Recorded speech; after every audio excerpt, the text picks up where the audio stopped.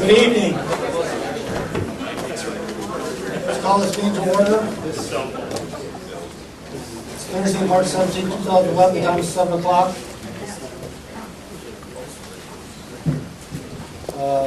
Regular meeting of the Champaign County Board. Would the clerk please call the roll call? Betts. Here. Carter. Here. Cowart. Present. Holderfield. Here. James. Jay. Here. Jones. Here. Kurtz. Here. Langenheim. Here. McGinty. Here. Michaels. Here. Mosier. Here. Nudo. Here. O'Connor. Here. Petrie. Present. Quisenberry. Here. Richards. Here. Rosales. Here. Sack. Here. Schrader. Here. Alex. Here. Ammons. Here. Anderson. Here. Benzel. Here. Bergson. Here. Weigel. Here. We have a quorum. And for tonight's prayer, I would like to take a moment of silence for think about the citizens of northern Japan who have suffered a great crisis over this last week. Obviously, it still continues. Many people died. People have lost their lives. And obviously, the crisis still continues with the nuclear power plant. So, take a moment of silence and prayer for them and that they will get over this crisis soon.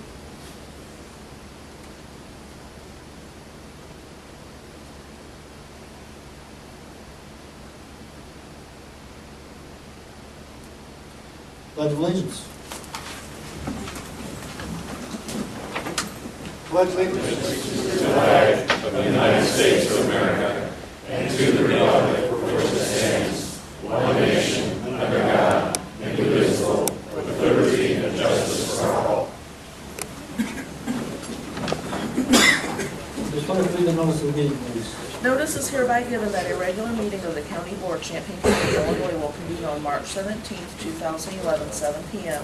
in the Wild Shields Meeting Room, Brookings Administrative Center, 1776 East Washington Street, Urbana, Illinois, in said county for the purpose of allowing and ordering payments of claims against the county, receiving and acting upon reports of committees and such other matters as may be brought before said meeting, which said meeting shall continue in session from day to day until the completion of said business. Move adoption. By Mr. Betts. Second by Mr. Carter. All in favor? Aye. All opposed? Motion carries. Seek approval of the agenda of the addendum. So moved. That's moved by Mr. James, second by Mr. Rosales. Mr. Nudo. I would like to move that we move policy, personnel, and appointments to the front of the agenda. D1. Okay. Any objection?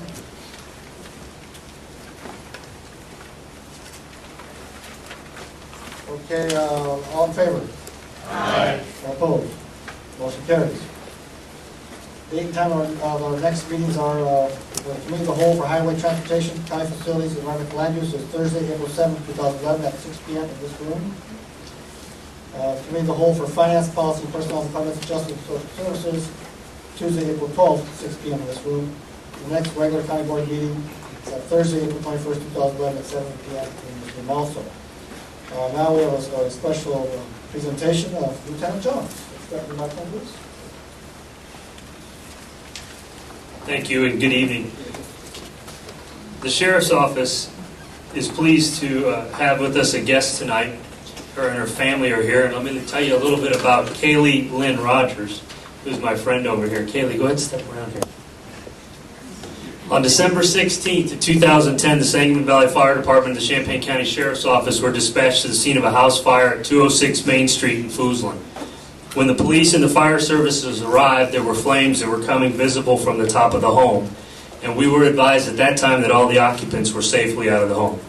It was later learned that the reason that all of the occupants were out of the house was because of the actions of our Community Award recipient, 6-year-old Kaylee Lynn Rogers. Kaylee was awakened by the smoke detector sounding in the home, and she immediately went and alerted her mother and her mother's fiance, which allowed them to retrieve the 3-year-old brother, who's here with us tonight, and for all 4 of them to exit the home safely and to call 911. The Champaign County Sheriff's Office recognizes the actions that Kaylee Rogers took that night as heroic and life-saving for her family, and as such, we are pleased to present her with a Community Hero Award certificate tonight. Kaylee Lynn Rogers, everybody.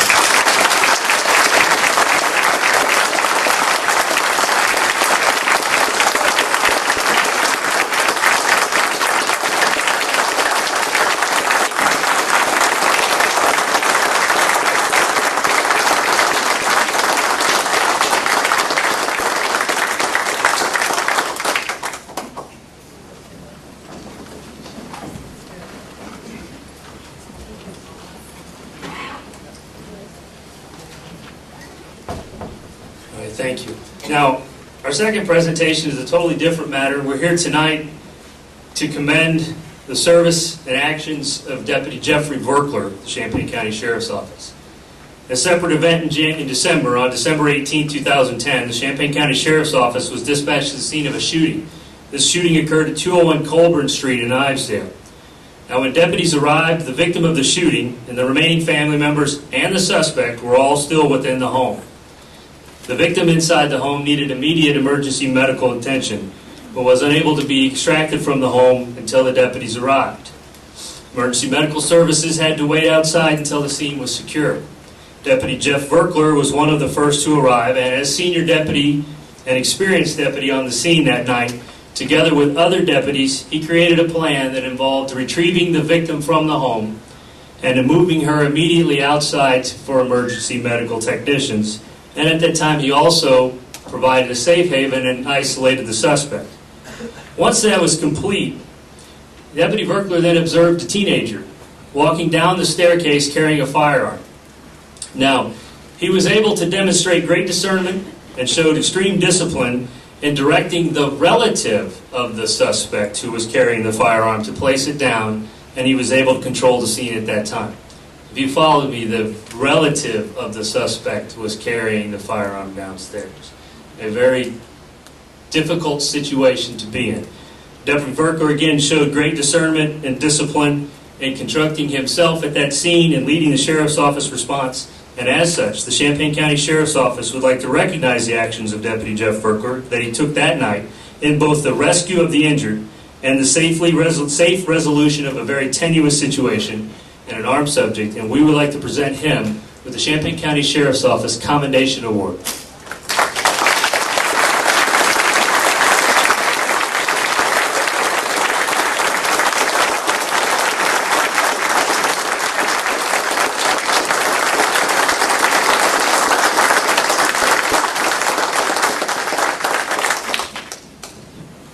Thank you very much. Nice, thank you.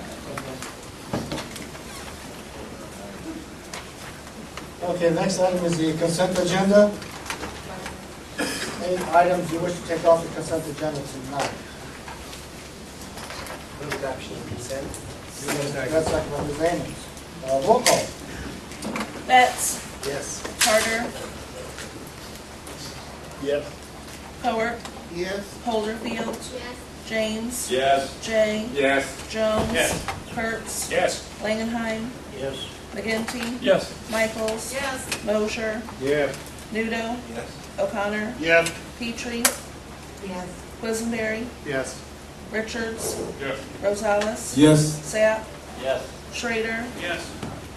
Alex, Yes. Ammons, Yes. Anderson, Yes. Benzel, Yes. Bergson, Yes. Weigel. Yes, motion carries. Next is public participation. We have 1 hour for public participation. We have about 20 people signed up.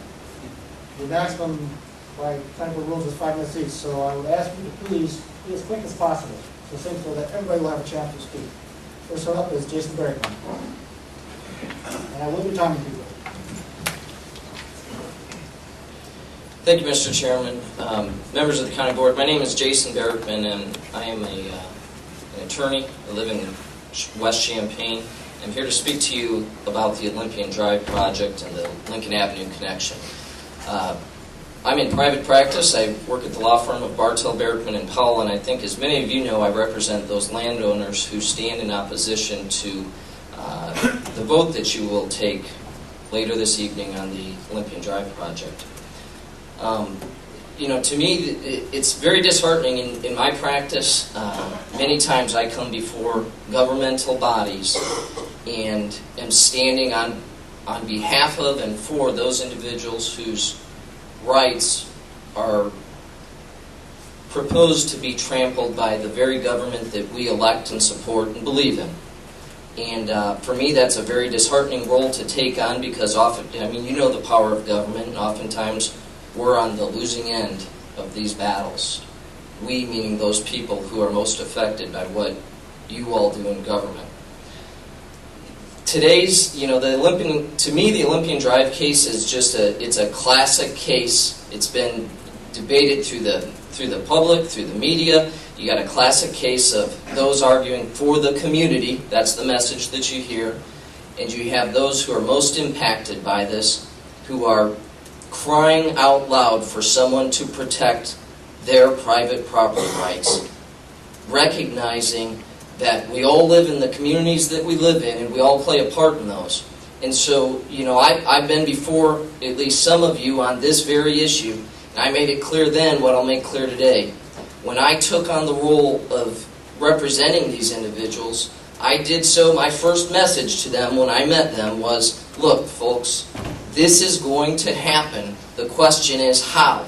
And you can either have a seat at the table and participate in how it happens, or you can just resist it and say, no, absolutely not, under no terms will this happen. And I said, my guess is it'll happen, because the votes will be there, and the board members will make this happen. So I'm back here again tonight to say that those same people that I represent continue to ask you to work with them and not against them on this. There's a tremendous amount at stake. You hear about from the community, and we hear about tax dollars and development in the future and all of these things which are important to all of us who live here. But remember, to the folks who are impacted by this, it's about just so much more than that. It's about their life and their lifestyle. The folks who you will hear from today have been forced to hire an engineer to rebut the very things that have been promoted by the county, by the city of Urbana, and by those professionals that you all have engaged to work for you. You have essentially forced these folks to go out and hire someone to argue against, and so many times prove your professionals wrong, shoot holes in what they're suggesting, and show to you all that what you're being presented with is not scripture and truth. And that's a shame, because you're using our tax dollars and they're using their home dollars.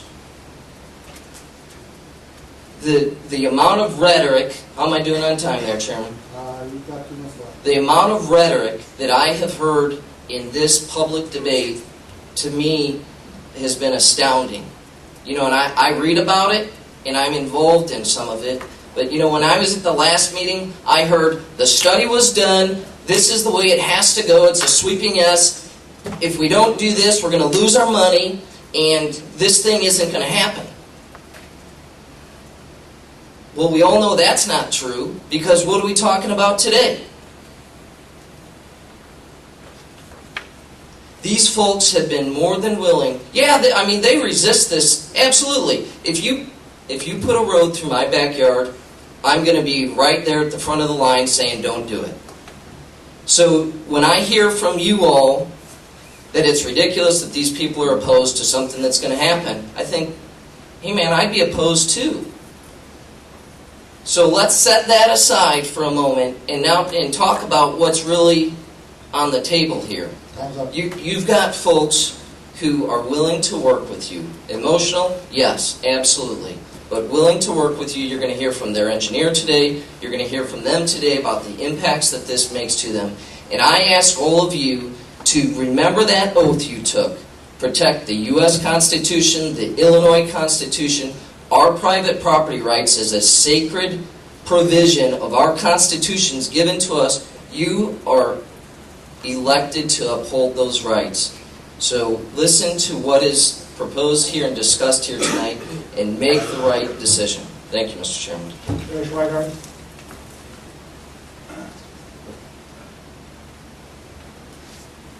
Hi, Jerry Swire, Mayor Champaign, Illinois.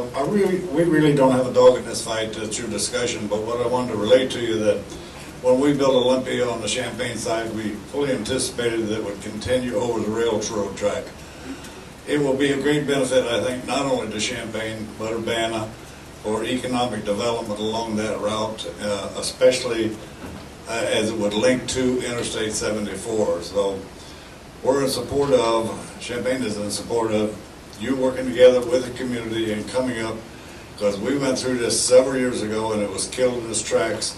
Since that time, Champaign's built Curtis Road, and now we're back to Olympia Drive. So we hope that you can get together with the neighbors, work out an agreement for a project that's going to benefit both communities. So thanks for your time. Ross Taylor.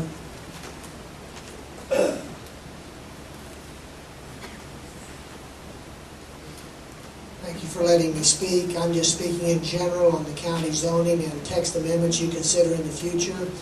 I've been in the real estate business almost 40 years and just want to encourage you again to think about people's private property rights as you continue to look at the general big picture for everyone. It affects these people, and I'm not that acquainted specifically with their situation, but I've been to meetings for the last 3 years when there have been as many as 600 people in this building saying, back off just a little bit, let individual property owners control and make decisions, and don't be so restrictive on what we can do in this county. I know it's going to be on the agenda of maybe the next meeting, and I'll be back and talk more. Thank you for the opportunity. Laura Stewart.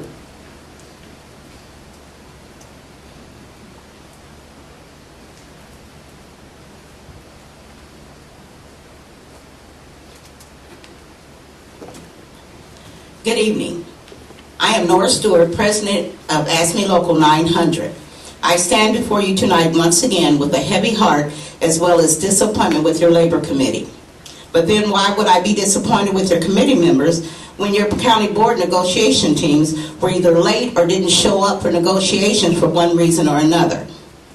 That should have been the first clue that they had more important things on their calendars than to meet with at 7 a.m., a time selected by your representatives for something your employees felt was important to them, their wages.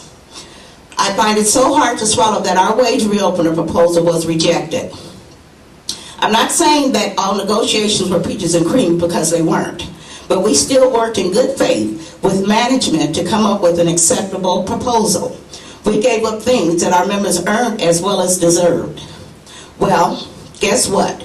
We went over your proposal by $300, which is $20 more than your $288 an hour attorney makes.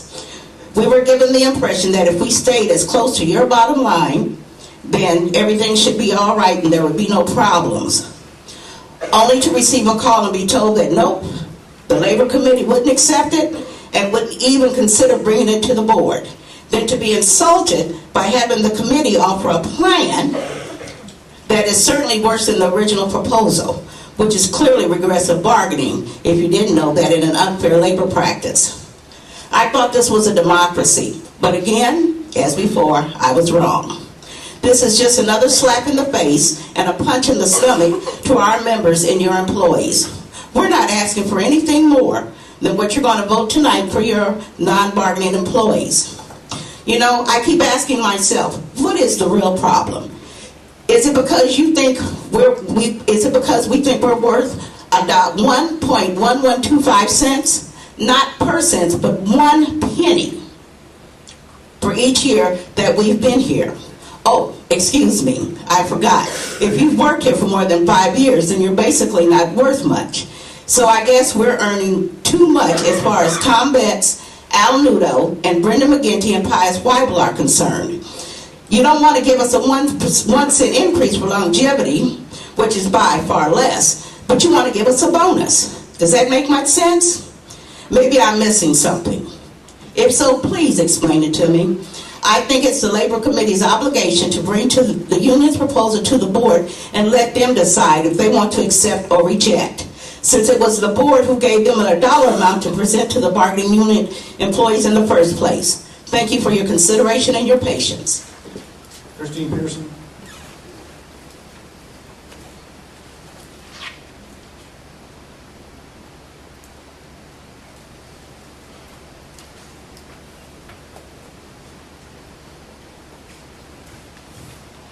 Mr. Chairman and members of the County Board, good evening. My name is Christine Pearson, and I am appearing before you this evening on behalf of the Ralph Squire heirs and the Richard Squire Jr. heirs. Together, we represent 67% of Squire Farms. Squire Farms is the single most impacted property owner with regard to any extension of North Lincoln Avenue. We strongly support the extension of North Lincoln Avenue, known as the Purple Route, and encourage you to also support it. Squire Farms is comprised of 3 branches of the Squire family, namely the Ralph Squire heirs, the Richard Squire Jr. heirs, and the Dorothy Carlson heirs. Pursuant to a management agreement entered into between the parties on August 28, 2007, any decisions concerning the transfer of Squire Farms real estate requires the unanimous approval of all 3 branches. In this matter, it does not appear that there will be a unanimous decision of Squire Farms, as the Ralph Squire heirs and the Richard Squire Jr. heirs support the purple route, and the Dorothy Carlson heirs, represented by Janet Charlo, do not. While no branch of the Squire family has rights greater than any other branch, it is important to note that 67% of Squire Farms ownership supports the purple route. I respectfully suggest, in comparison to any political election, 67% support of an issue is routinely considered a mandate. Because there will not be any unanimous Squire Farms support of any route, you will likely be forced to exercise your powers of eminent domain and condemn the necessary right-of-way for the extension of the North Lincoln Avenue to proceed. At least with the selection of the purple route, you can know that 67% of Squire Farms ownership supports your decision. Thank you. Devin Maples?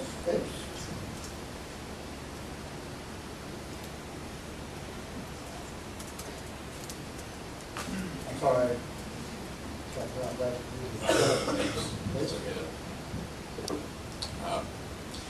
Members of the County Board, Mr. Chairman, I wanted to comment tonight on an observation I made last night at a meeting of the Regional Planning Commission.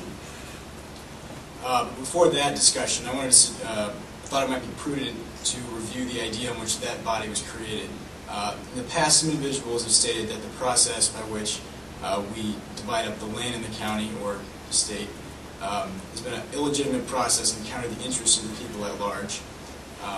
As a result, this body, you members, decided to respond to that acquired distrust and disapproval to create a body that would address those concerns, more or less, and to reduce from that process the possibility of political motivation or possible advantage from that as well.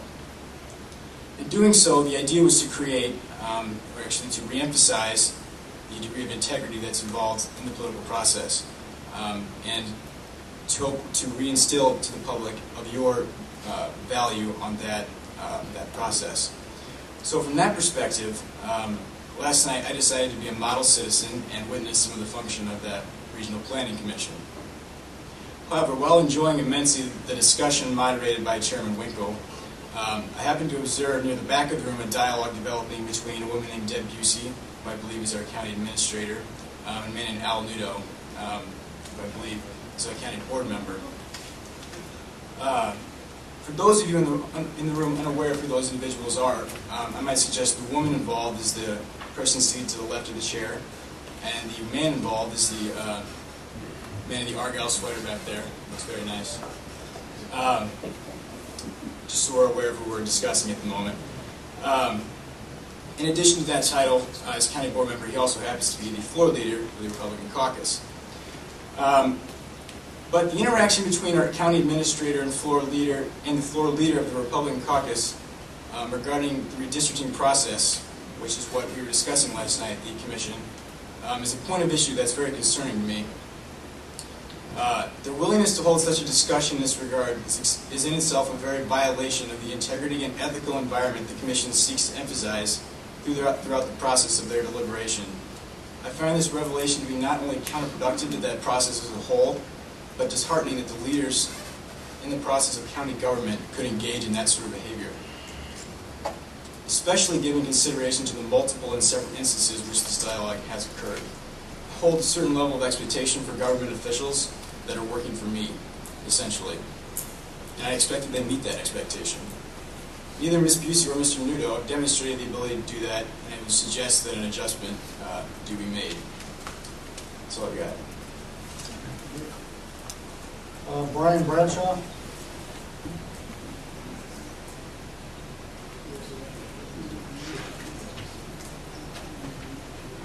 Mr. Chairman, County Board members, my name is Brian Bradshaw. I'm with BKB Engineering. I've been hired by the landowner group to investigate alternative alignments to North Lincoln Avenue. Our latest alignment is shown on this map that you have a copy of. It's entitled Modified Purple Alignment Exhibit. Our proposed alignment is shown on that map as a dashed purple line. And generally, that line is located 200 feet north of the purple line and about halfway between the red and purple lines. Of course, this is just a concept plan, so it will need to be refined to meet all engineering requirements, including super elevation transitions. And as with all the alignments that you've reviewed, there are pros and cons to this alignment. Although we see many benefits to this alignment over the solid purple line, including less tree removal. It crosses the drainage ditch at a better location and angle, resulting in a shorter bridge span. Our alignment does not need drainage ditch relocation. That's required with the solid purple line. And finally, the existing ground elevation at our modified purple alignment is 2 to 5 feet higher than the purple line for most of the route. This will lead to a reduced impact on the floodplain in the area. And for all these reasons, we feel the modified purple alignment will result in cost savings to the project. Thank you. Mr. William Cope.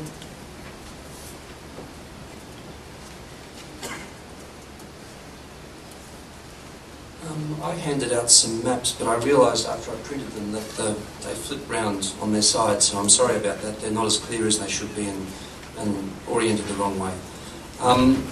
You know, we've been through a bit of a process with this where we've tried very hard to compromise and compromise. We had negotiations at the weekend which were in retrospect a waste of our time because what was brought to us wasn't changed at all. There was nothing negotiable. There was nothing there that we could do anything with. The design you have, and this is the first map, takes this road along the top of a stream for hundreds of yards. It takes this road through the longest stretch of floodplain you possibly can in that. So even when we said move the thing to the alignment that Brian just described, intuitively, without even having an engineer, it's better not to move a stream, run across it at 90 degrees. It's better to run on higher land. There are so many things that are obviously wrong about this. That this is not an engineering decision, this is a political decision, and it's favouring favoured people. Now, this doesn't, I'm not talking personally, I'm going to talk about the Berens and the Squire House. A very fair thing would be to put the road in the middle, and if you put the road in the middle, it's a lot cheaper. And the fact that that wasn't even negotiable over the weekend means that we spent a lot of our time and a lot of our money with something which in retrospect was not a fair negotiation context. The second map shows you, and I'm sorry you've got to turn it around sideways and it's slightly distorted, that you're building a 2-mile road to go 0.8 of a mile. I mean, $18.6 million to take you 0.8 of a mile when people are in distress, when you want a swimming pool down the road, when there are school teachers being laid off. $18.6 million of taxpayers' money, and Urbana's going to have to put in at least $1 million, and the county board's going to have to put in at least $1 million. And unfortunately, when that $1 million comes to be spent, and when the 18.6 will be here again, because it's simply scandalous that you build this, and this is for this notional Allen's craft factory. This is notionally why you're going to put this bulge in the road rather than go straight through and straight across. Even Brendan agreed that straight across was a sensible thing to do at some point, so that was important. The third map, and this is my last point, is that this is supposedly going to take traffic across to 57. I mean, this is patently a nonsense. It adds 2.3 miles to your journey heading north to head all the way back again and right across to 57 when 57 cuts across at that angle. So for a 4.3 mile journey, you're going to add 2.3. Now, anybody who's silly enough to do that, your GPS is going to tell you to go straight ahead and you'll end up on county roads, which you people have to repair and we have to live with, right? Anybody's GPS is going to tell them that, anybody's common sense is going to tell them that, and there's no truck and certainly no car, and all the truck will have to do is check that there's no sheriff car sitting there, it's open countryside, you can see, and just drive straight through and you're on a 57. This thing is so incredibly badly conceived. Imagine spending $18.6 million without a traffic management plan. No traffic management plan.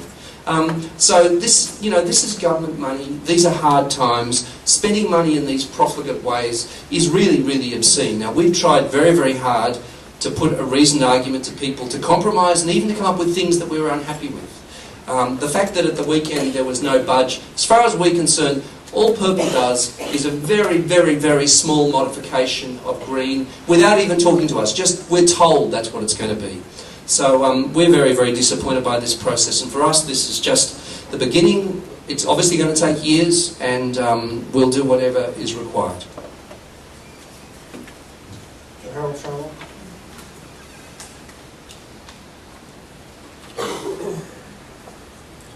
Yes, my name is Harold Charlo, and I live at 3610 North Lincoln Avenue in Urbana. And I handed out this form for everyone, 3 pages. And because over the weekend, as we were just talking about, there were some discussions about the Purple Route, and it was submitted to Hanson Engineering, I believe Monday, and they came back with 4 comments about the proposal, and I would like to dispute 2 of those. The first one was that the modified purple will cross a previously determined historic site. A new Phase 1 and maybe a Phase 2 will be required per IDOT and the Illinois Historic Preservation Agency regulations. Well, this is correct. If on the front page, though, you will look, you will see that there are 2, I highlighted 2 spots, number 201 and 276. The second page, I have circled where those 2 would fall on the map of the roads. And you will notice that 276 falls directly where the green route would have gone had it been adopted. And on the third page, under the cultural resources, you will also read that site CH276, if the green route had been adopted, would have required a Phase 2 study. So what I'm saying is that there was no discussion about cultural sites when the green route was on the table, but now all of a sudden that a modified route which would cross another site, they want to put that on the table. I think that's patently unfair. And one of the other points that was brought up is that a large remnant to remain north of the Baron's property, 3 acres would be a remnant for the purple and 7 acres of modified purple. Well, this is farm ground.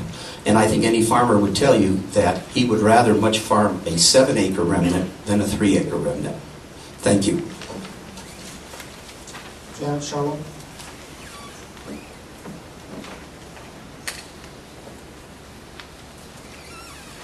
Hi, I'm Janet Charlo, and I live at 3610 North Lincoln in Urbana. What is really impact? There is land impact and there's quality of life impact. In our case, our home is not taken, but the alignment that's going to be presented is feet from our home. It will distribute gas emissions as our grandchildren play in the yard. It will intrude on our privacy as we have family gatherings. And finally, it will decrease our land and our home value. I have, and or my parents have, lived on Squire Farm since 1959. Squire Farms is 98 years old. It is beautiful agricultural land. My mother and her brothers worked the farm as children and as adults. I helped my grandmother gather the eggs, then we washed them, weighed them, and got them ready for sale. I helped my grandfather milk the cows and deliver the milk to the dairy. I helped bale the hay, and if I did a good job, I was rewarded by a Pepsi on the side lawn. My great-grandmother lived across the pasture, and we spent many hours enjoying cooking and talking. We have a strong attachment to both the land and this way of life. In fact, 10 years ago when my parents had passed, my husband and I returned to my family home to retire and to enjoy the wonder of the country living. The change this project will do will ruin that effect. Secondly, there is the financial impact. Our federal, state, county, and cities are all in financial trouble. I am a taxpayer to all of those bodies. And to have $20 million spent on one project leaves one wondering where that money is coming from and what other more needy projects may be getting left behind. Located, we continue to hear from the city of Urbana that this route is in their plan. Our land is in their plan. I have plans of my own for the land. Urbana can do what they wish with any land that belongs to them. But when it's not their land, leave it to the owners to decide what they would want to do with the property, not the city of Urbana. Located within the purple route is what they call a remnant, and I call that farmland. In the purple route, it is 3 acres. In the modified purple route that Brian distributed, it is 10 acres, and that is farmable land. We are asking, as Mr. James did at the last committee of the whole, that you hold transparent meetings that include the entire county board and not fragments of the county board.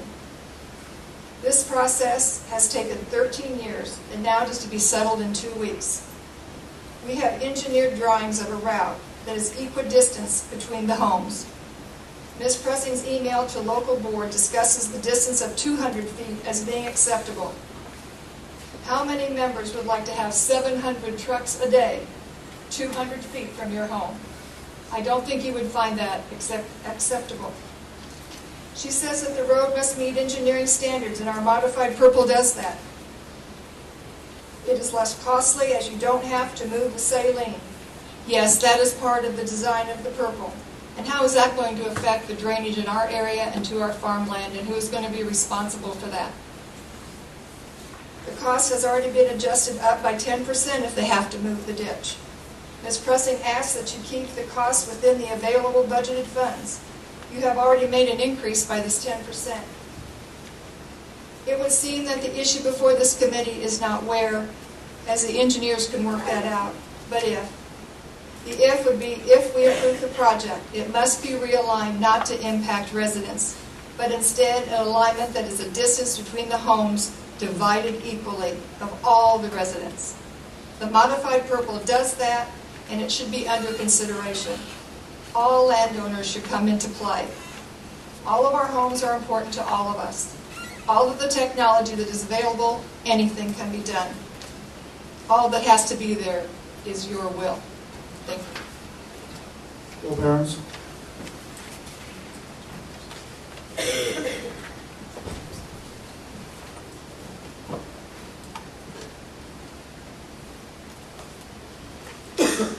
My name is Joe Behrens, and I'd like to I live at 3609 North Lincoln.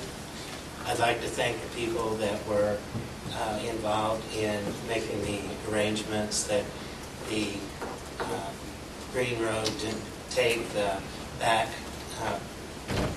40% of our property. Out of curiosity, I went out and I staked where the new road would go.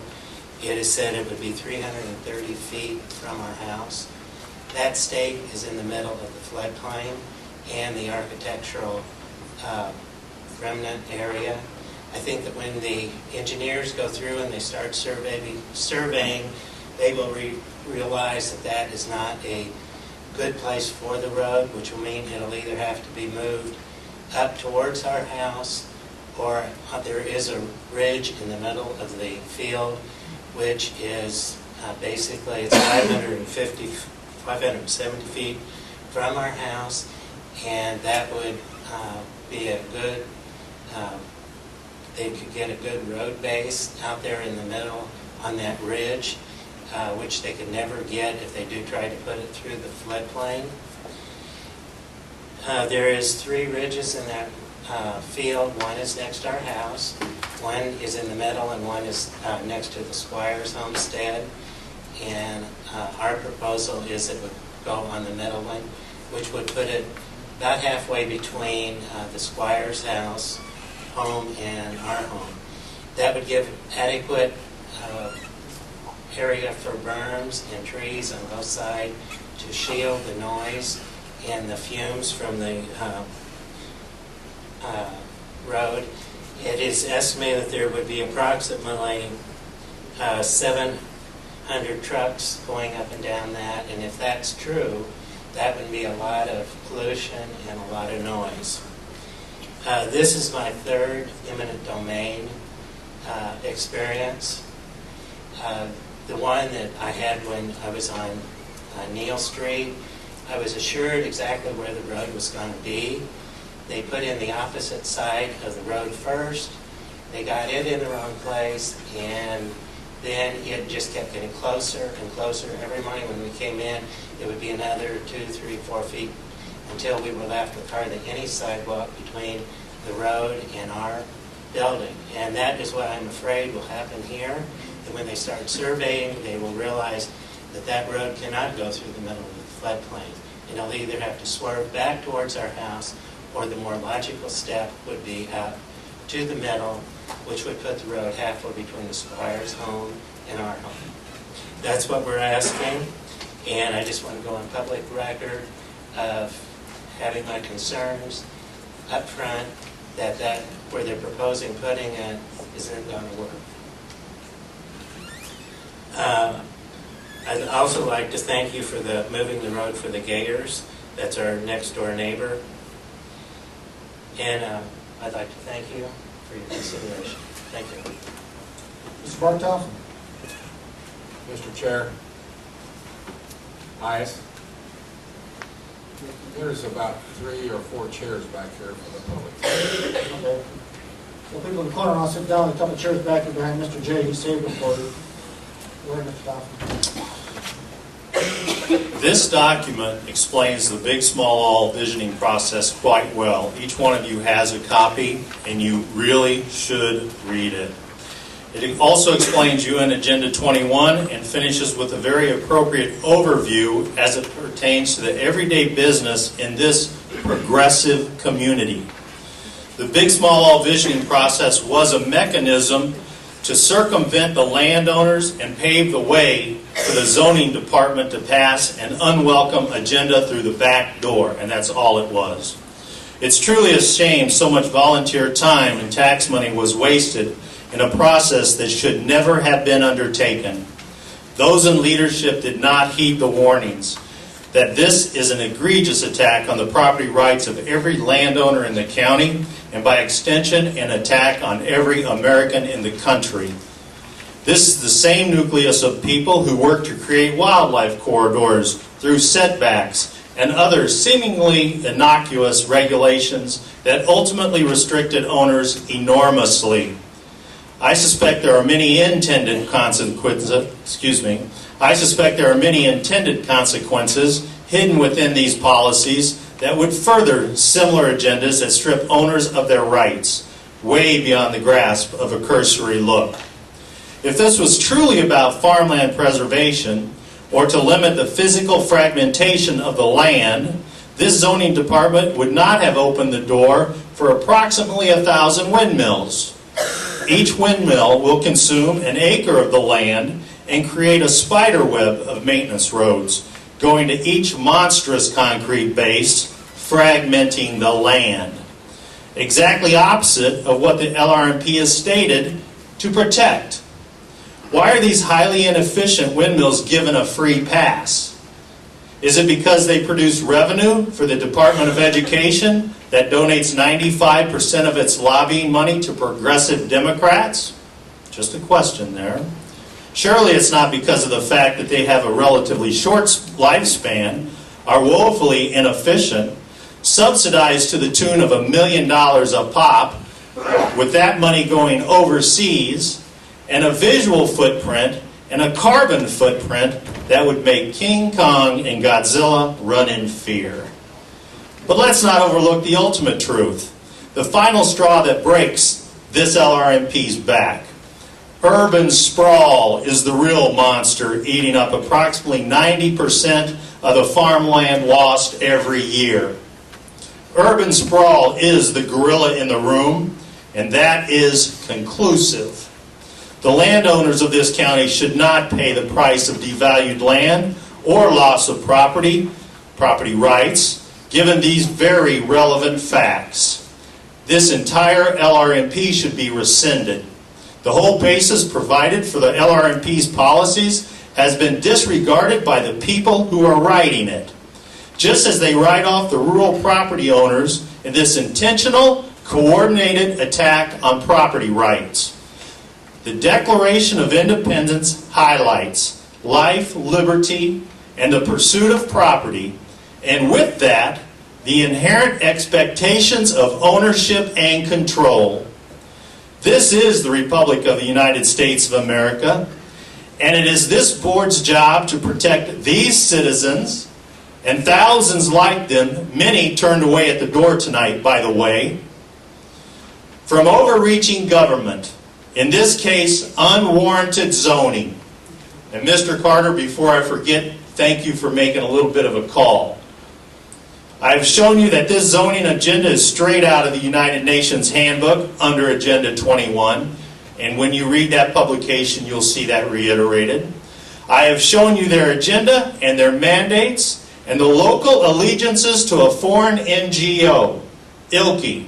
Champaign, the city of Champaign, the city of Urbana are both signatories. And the only reason, according to Sudas Monti, that the county board is not, or the zoning department is not, is because it's too expensive.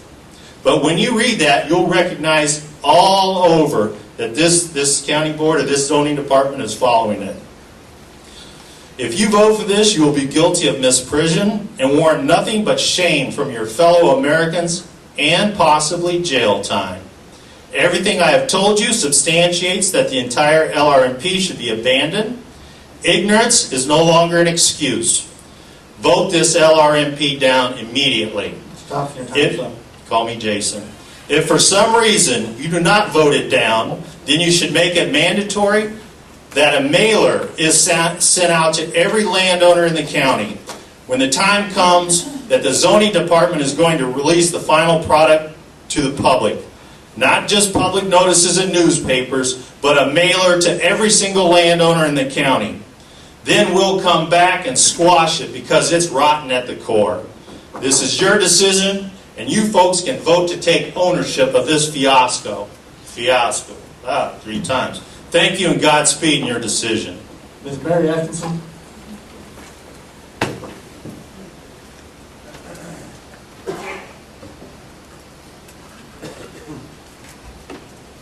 Good evening. I'm Mary Atkinson. I live at 3609 North Lincoln. I'll just take a couple seconds of your time.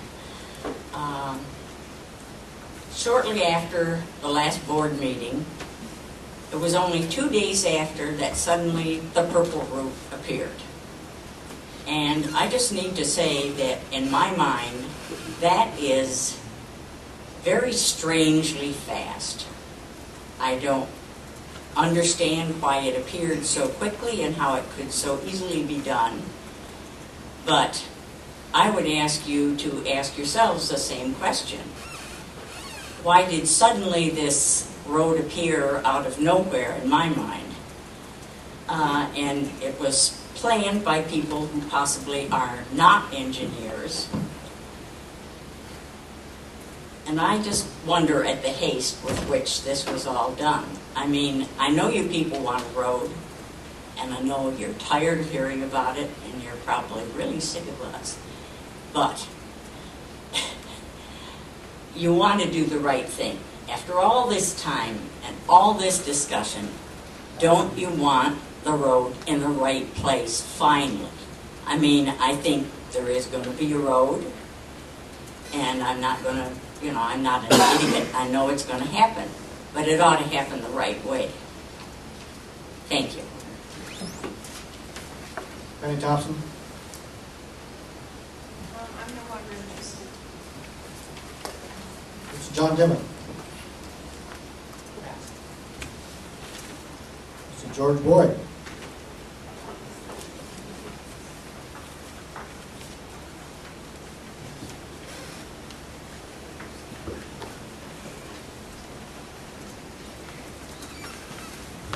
Thank you for letting me speak. I appreciate it. I saw a new billboard on Neal Street last week that states that 1 in 6 people in this country fight hunger every day.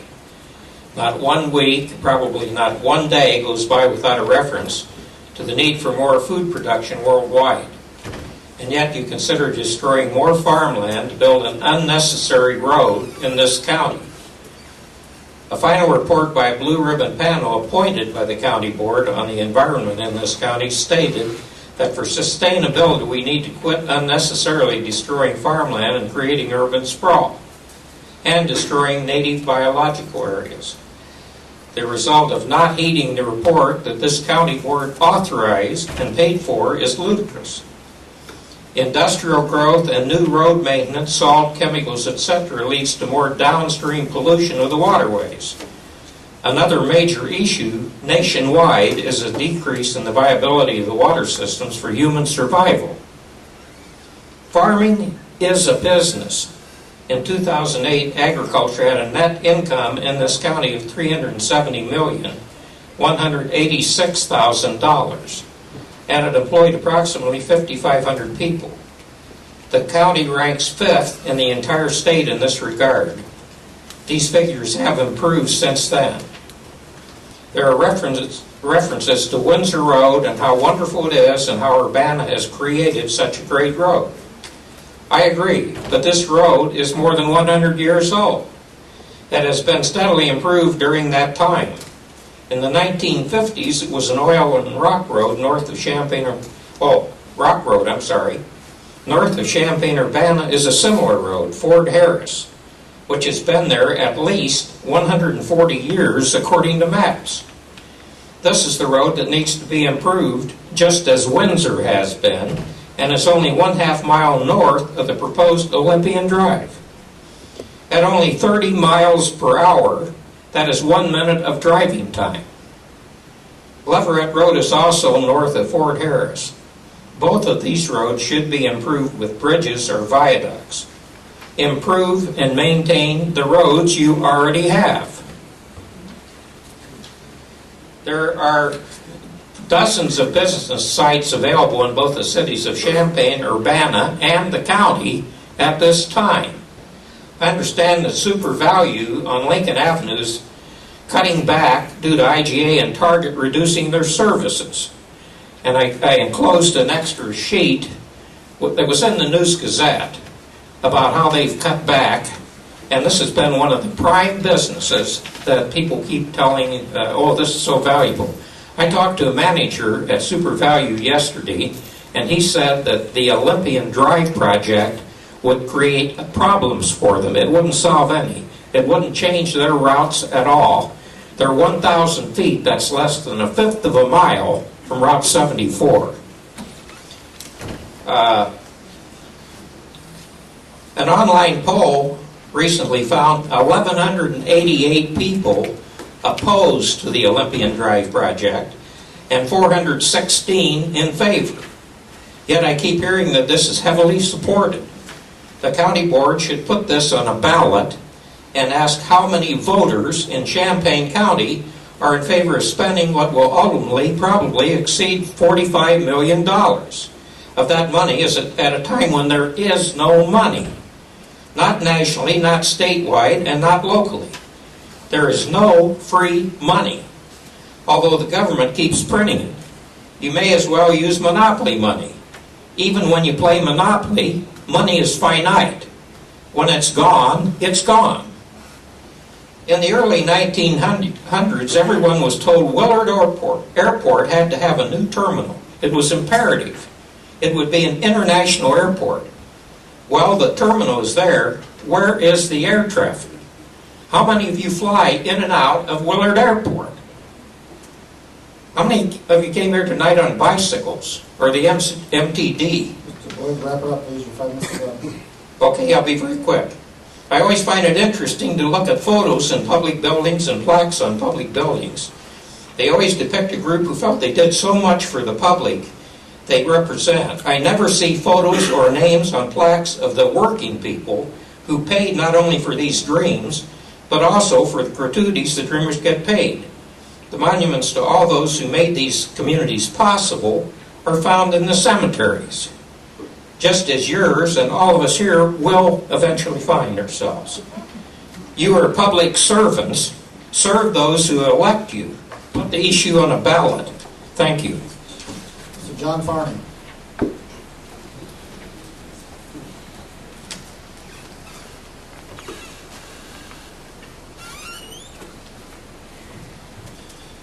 First, I'd like to apologize for having that room over there locked for the county board members who've been looking to escape during this evening. Of course, we have an election coming up April 5th. The ballots are being secured in that room. I'd like to remind you, we're open for early voting in the county clerk's office. Come in and cast your vote ahead of time and get it over with. We got some good weather coming up this weekend. Nice time to go out for a walk and find us here this weekend. I wanted to encourage you to support a resolution that's on the agenda tonight, number 7666. It's about insurance brokerage. I served on a committee. There were 7 of us on that committee that interviewed several different brokers and reviewed them, went through and interviewed 4 of them, and we found a company that we feel really can bring some neat things to the county, Gallagher Company. They were very impressive. It's a good start for the county, this proposal to go with Gallagher Company. Right off the bat, it saves on premium dollars. They work for a fee, which is good. So all very positive things that can come out of this as we look at employee benefits over the next few years, and possibly even doing other things here at the county, perhaps self-insuring and things like that. So I encourage you to support it and see what we can do with them. The other issue I wanted to briefly touch on is what Ms. Stewart spoke about earlier. I serve on the negotiating committee, and what little hair I have left, I'm ready to pull out. We've done everything that this board has asked us to do. So many times we've sat in negotiations and we're told, this is the amount of money we have, find a way to spend it. We did that, and now we're being told, we don't like the way you're spending it. That wasn't what was said in negotiations. And we encourage this county board as a whole to please ask to see our proposal, and don't let 3 or 4 people stonewall you. We've done what you've asked. We're doing what we believe is fair and equitable for our membership. It's one of the principles of democracy, is to do what's fair and equitable. It's something that I know various political parties really encourage, this kind of socialism. Something I'm not the craziest about. You don't know how I stand politically. But if that's what the rules are, that's what we're trying to do. We're doing it. We're making sure everybody gets a little piece of the pie here. So please ask your labor committee to bring that proposal to you and consider it. It's a good proposal. Thanks. Amy Kaufman.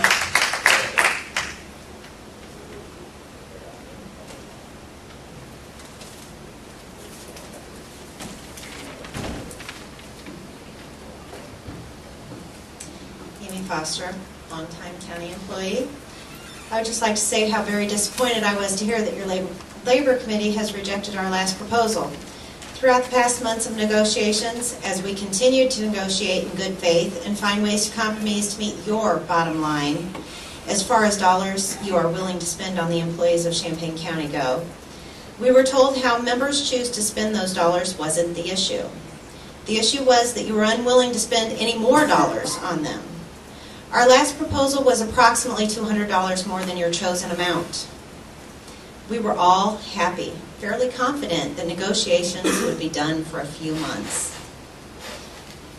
Well, then we were told that your labor committee rejected it. When I consider how financially irresponsible it is for you to reject our proposal in favor of more negotiations, where you are paying $560 each 2-hour session that we hold for the outside counsel that you hired. Keep this in mind. This nearly triples the difference in expenditures between our proposals. I continue to get hung up on how ridiculously irresponsible such an action is. It is mind-blowing. Despite the fact that you are currently comfortable in your current seats, knowing that it is not an election year for you, it is still mind-blowing that you would choose to be so wasteful with public funds. As a longtime employee, it is very hurtful that you say you do not want to recognize my loyalty and devotion to Champaign County. Because of my longtime employment, I am a more valuable employee today than I was 10, 7, or even 5 years ago. In county government positions, we must continually keep abreast of changing laws in regards to our various duties. The knowledge and experience we gain only as time marches on puts even more responsibility on us to properly care for the public, all their various needs, and the proper management of their oftentimes legal documents. Basic skills for any position can be learned early on in employment, but experience is only gained through years of service, and most of the public appreciates the knowledge that the county employees they are dealing with every day have both the skill and experience. An employer who treats its employees with respect and deals honorably with their employees thrives, whereas employers who are dishonorable in their dealings with the employees stagnate and dissipate over time. They fail because at the end of the day, they have not forged any bonds of loyalty or devotion with their employees. With economics being what they are today and all of us struggling to make ends meet, when your employees have shown you loyalty and devotion doing whatever it took over the last couple of years to help you balance your budget, it is heartbreaking to have that devotion not only thrown back in our faces, but to also have you kick us while we're down. You should all be ashamed of yourselves when we are within a couple of $100s of your bottom line. And rather than accept our proposal, you choose to spend at the very least nearly triple the difference on your outside legal counsel to continue negotiations. I hope you are all looking me directly in the face as I say this to you, so that you may see my disappointment in you and my complete sincerity when I say you should be ashamed. Thank you. Is there further public participation? See none, we'll close that.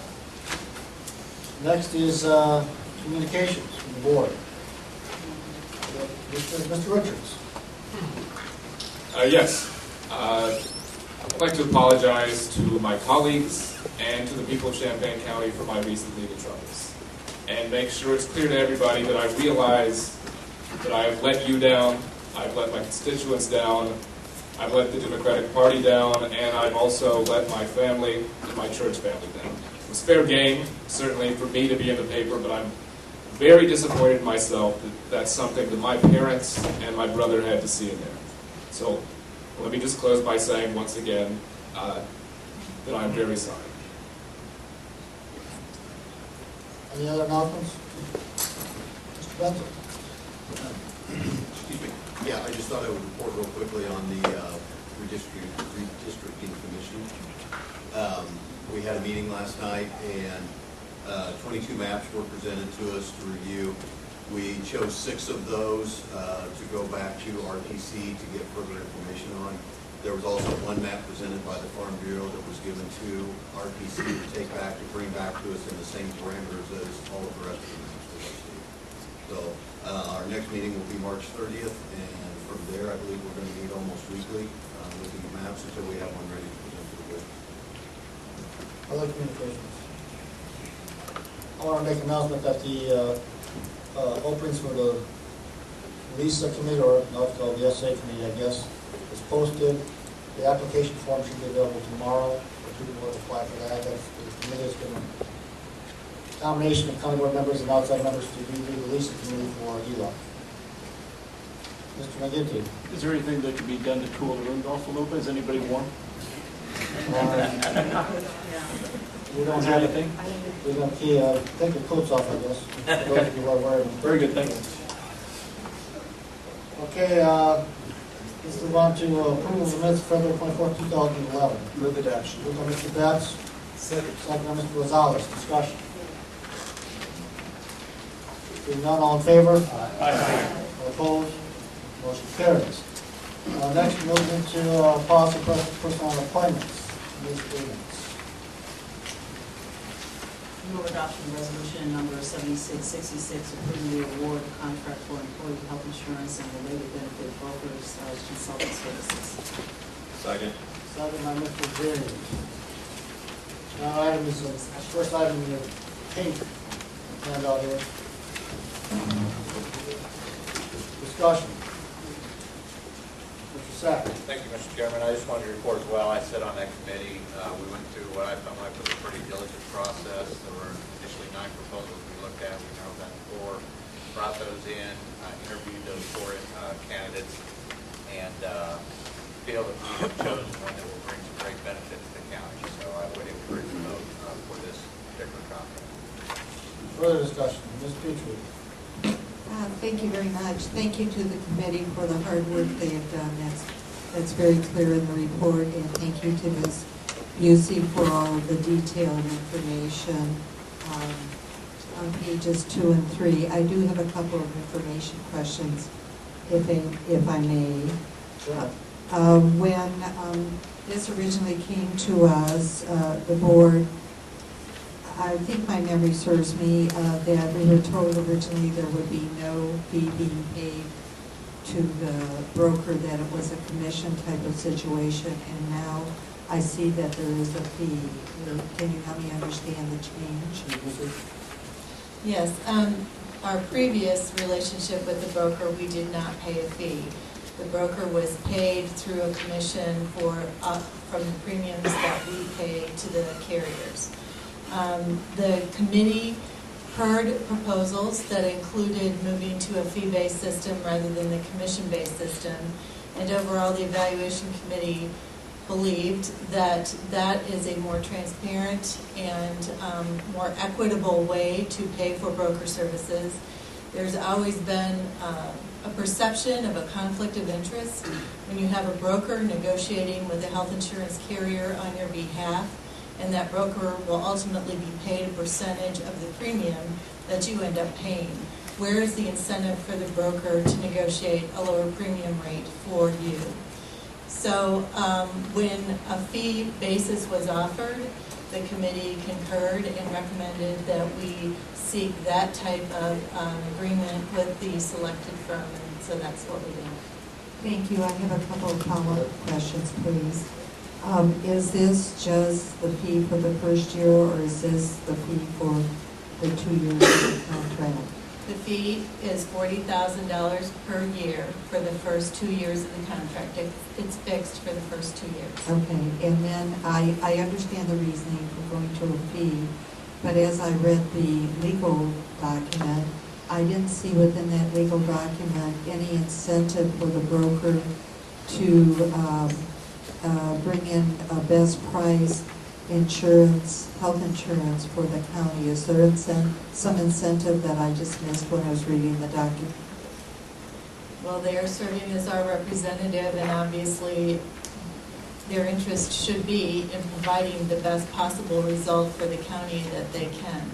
Okay, and then my last question has to do with the $77,000 saving that's listed here. How was that calculated, and is that just the first year, and will that hold over the 2-year period? That is the commission that we are currently paying through the premiums that we pay that will no longer be collected by a broker. So actually the saving is just $37,000, is that correct? Right, the total annual savings is $37,000. Thank you very much for all the clarifications.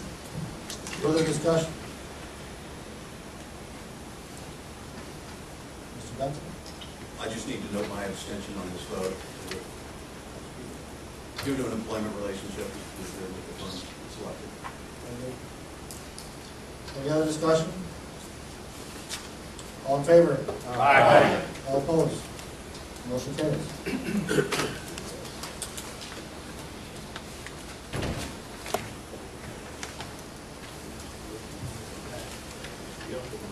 You have Ms. Emmons for policy? Oh, I'm sorry. No, we have a couple items on the, I thought we wanted to go and see one. Right, just see one. Just see one. Okay. Thanks. I'm not opposed to that. The others can too. So, back to highway and transportation. Let's start with highway and transportation. Ms. Kohler. Okay, highway and transportation have 3 items, one under addendum. The first action item is the adoption of resolution number 7662 supporting the Lincoln Drive project phase 1. Second. Second by Mr. Betts. Roll call. Roll call. Mr. Carter, you have a statement? You gonna have any discussion? Yeah, I'm asking for discussion. This is just a general concept that you are approving Olympia Drive. Well, I'd like to have a comment before. Go ahead, Mr. Carter. Okay. The question I don't appreciate the attorney was in here a few minutes ago. He calling us all a bunch of bad folks. Now, I want to know how many landowners are here tonight.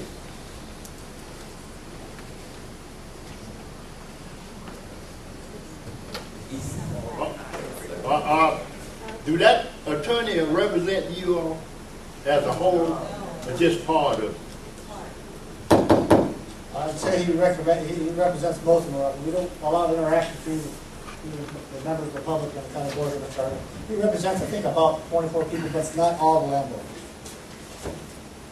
Are you asking that for them? I'm not, we cannot communicate with them at that time unless you suspend rules. Well, can I get an answer? I told you it's about approximately 24 people. And unfortunately, the lawyer left, so he's not here. He represents, Well, he represents 33%. He shouldn't have left. Don't wait, don't call me a bad so-and-so. Walk out the room. Mr. Carter has the floor. Go ahead, Mr. Carter. You have the floor. Can I get through now? Oh, please. Okay. Because I'm not that kind of person. In the first place, how can he say that we are ramming something down the people he represents throat when we had all these meetings? It's unfair what he did and then left the room. That's what I didn't like. That was his choosing. But I'm not going to sit here and let him call me a bad person and then get away with it. Because a lot of us on this board just don't fit that prescription. And the second, I can't understand why is it, I was told last 72 hours, every landowner should have talked with our engineer, right? Within the last 48 hours, I would say. I want to amen. Somebody got to say something. Mr. Carter, they cannot speak at this time. We have to suspend the rules and allow them to speak. So therefore... Well, Mr. Chairman, all I'm hearing is we dealing unfair, and nobody want to come up and... They spoke in public participation. They had the opportunity to speak there. You heard that. So I can ask a question on what now? Well, you may do whatever you want. But you cannot ask people from the audience to come and ask you questions this time. Well, I'm being accused and can't ask no question. I'm being accused. A lot of them. I think that most of this board is being accused of being unfair. I agree. I agree with you, Mr. Carter. Well, then somebody need to answer that, Mr. Chairman. Well, the person who did that left. It's hard to answer that when the person left. Okay. Are you done, Mr. Carter? Well, I have to be if I'm not allowed to finish my question. Mr. Richards. Mr. Chair, can you just remind me, 7662 and 7663, we voted on these exact resolutions in committee, right? That's correct. Thank you. Further discussion. Mr. Motion. I know about 75% of the people in this room, and I'm going to make somebody mad tonight, and I'm going to make somebody happy. But I am sick and tired of hearing about Olympian Drive. I've been on this board for 19 years, and this was a topic of discussion clear back in 1995. We attacked it once in 1998. I thought we were going to get a road built. It didn't happen. It looks like it's probably going to happen this time. But I just have to go back to what that road would have cost 13 years ago and what it's going to cost now. And I just wonder how in the world we survived 13 years without that road. And I'm really torn between what's good for the city of Urbana today and what was good for the city of Urbana in 1998 when we could have had that done, and they decided they wanted to do something else, and that went to Curtis and it went to Windsor.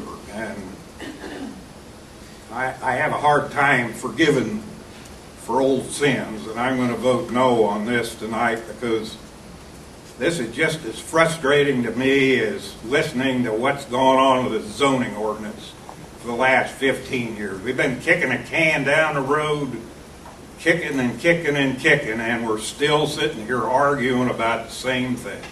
To me, that is just pure frustration. That's two of them. Further discussion? Okay, let's call the roll call. Betts, Yes. Carter. Carter. You put me in a hard place here. I don't have my answers, but yet you asked me to vote.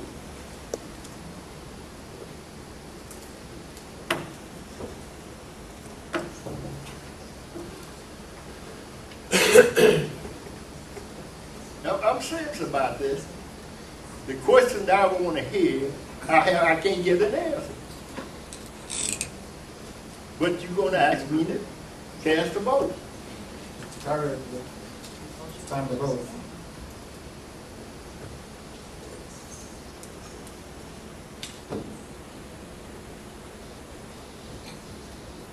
I don't like this at all. This is the worst democratic process. Point of I ever order. seen. Mr. Carter, you have to vote. Please. Well, I'm gonna vote on what I was told today, and I hope that is right. And if it's not right, you're gonna hear from me. Okay. And I'm not through tonight. Somebody gonna ask my question before I leave this building tonight. Very good. Yes. Cowart, Yes. Holderfield, Yes. James, No. Jay, No. Jones. Yes. Kurtz. Langenheim, Yes. McGinty, Yes.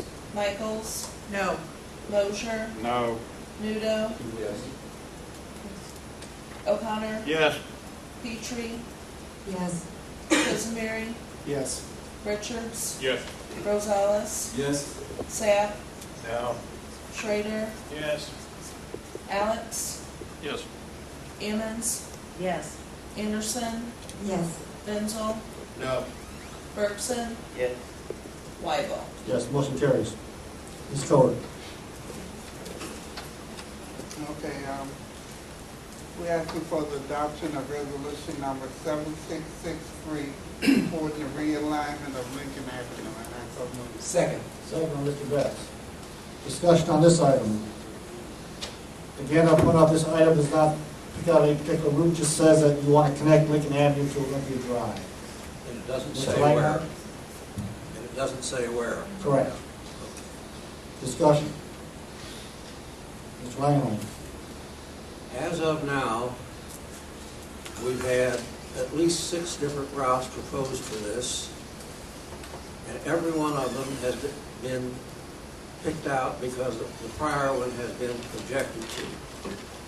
We have covered all possible routes, encountered all possible hazards with very little exception. So there is no further need to dither with this thing. Either vote for this if you're in favor of the project, or vote against it, but don't fiddle about the routes. Further discussion. We have a roll call for this? Yes. Okay, roll call. Betts, Yes. Carter, Yeah. Cowart, Yes. Holderfield, Yes. James, No. Jay, No. Jones, Yes. Kurtz, Yes.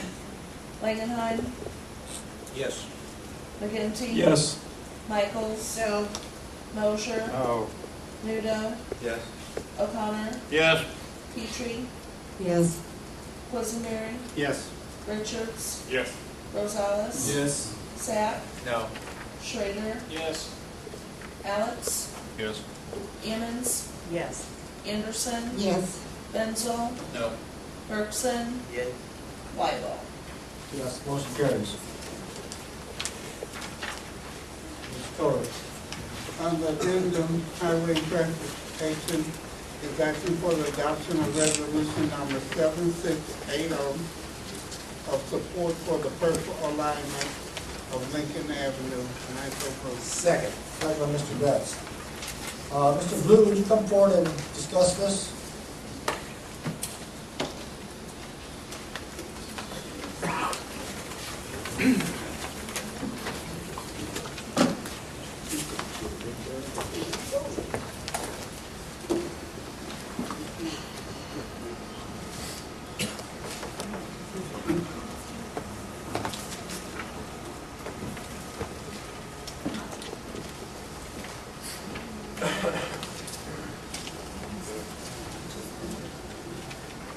Before Mr. Blue starts his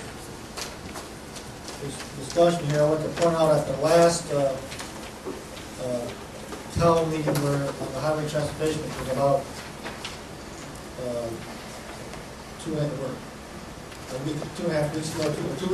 a week and a half ago or so.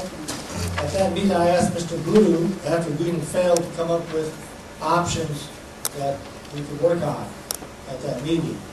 That night after the meeting, I sent an email saying, I think we have two options to start out with. The one option is to start all over the phase one study, which would cost approximately $180,000 or so, and just start from scratch. The other option was to have a modified version of one of the routes right now, so a so-called amendment to the phase one study. That was the other option. Mr. Blue will take over from here. Good evening. I just wanted to do something similar to what Pius just did briefly, is to talk about how we got from the March 1st Committee of the Whole meeting to what we have on the screen right now before you. As you know, on March 1st, and it was supported tonight, there were two resolutions that were voted on and approved for support of the Olympian Drive Project A, as well as the support of the realignment of Lincoln Avenue between Salem Court and Olympian Drive. The Committee of the Whole voted down the resolution supporting the green alignment, which you see there on the screen, which was the approved alignment coming out of the design study back in 1999. So after that meeting, I went home, slept, got up in the morning, went to work. That morning, roughly before 9 o'clock, Shirley Squire, who lives in the house, which is located right there, called me and offered that she would be willing to compromise with Squire Farms and allow the road to be moved to the northwest. And basically she said, I'm willing to accept some more of the burden on Squire Farms to lessen the burden on the southerly homeowners and move the road to the northwest. So with that tidbit of information in my mind, I took pencil to paper, got out all of my French curves and bendable curves from college out of my desk drawer and went to work trying to come up with an alignment that would move northwesterly from the Barron's property, which is located right here, and the Gayer property, which is located right here. A couple of properties that we were trying to lessen the burden on and move the road farther to the northwest.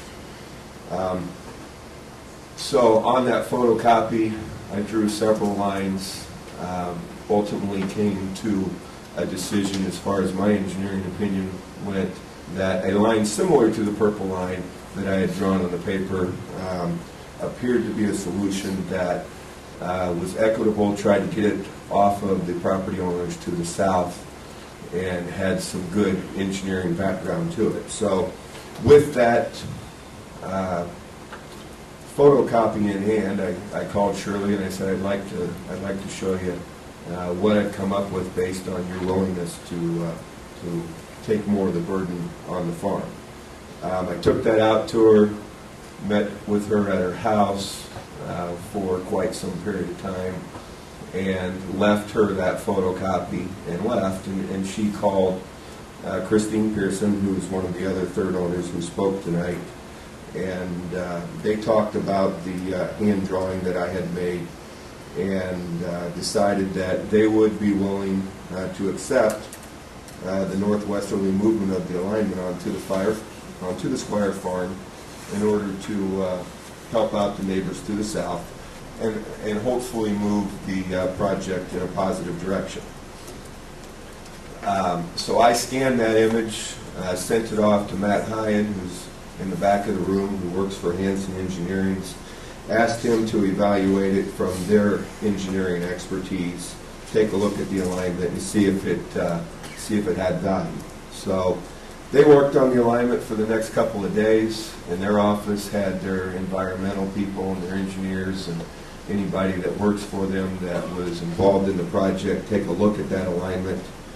And they sent back to me what you have here before you on the screen, which actually the line that I drew was actually a little bit south of this one, cut more across the Gayer property and right off the corner right there of the Barron's property. And through the tools that they have, they asked if that line could actually be shifted farther to the northwest to get an engineered curve in there so that it would meet the 45-mile-an-hour design through the IDOT standards. So he sent me a copy of this map.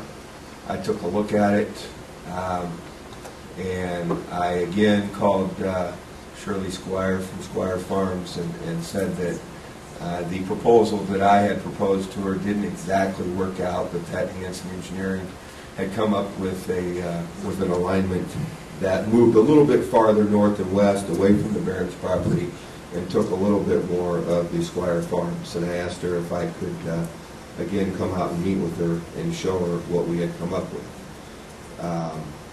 So I took that out to her again. I left it with her, and she discussed it with Christine, her niece, the other third owner of the farm. Got back to me and said that they would be willing to work with this alignment on Squire Farms, and asked me after the meeting if it would be pertinent at this time to take this proposed alignment to the city of Urbana as well as the Champaign County Board and talk to them about what this alignment does and see if it would cut the mustard basically to get to this point tonight. So she met with, and I met with, the city of Urbana mayor, the city administrator and public works director for about an hour one afternoon. They were supportive of the alignment, knowing that it met the basic purpose and need of the Lincoln Avenue design study. And so therefore I moved on and spoke with County Board Chair Pius Weibel about the purple alignment and presented it to him. Pius and I met with a couple other county board members to talk about the alternative, just to, I guess, get a more broad picture of whether or not this was something that politically had wheels. And after that meeting, we talked about meeting with the landowners, some of the affected landowners that talked here tonight. And the proposal was that we would try to speak with them individually to get their comments and see what their thought process was on the purple alignment. Unfortunately, there was only one landowner, Mr. Barron's, who was available to meet with us individually, and he came in and met, and there was Mr. Weibel and Ms. Kohler, Mr. Nuno, and Mr. McGinney and I met with him and talked about the alignment, and at that meeting talked about how we would get this information broader to the landowners group. Of course, he said he would take it to them, and it would probably be a good idea to have a meeting with the large group of the landowners, since they weren't able to meet individually during the week, that perhaps on the Saturday we could meet with them as a group. So that meeting was set up through the representatives of the landowners, and on Saturday, Mr.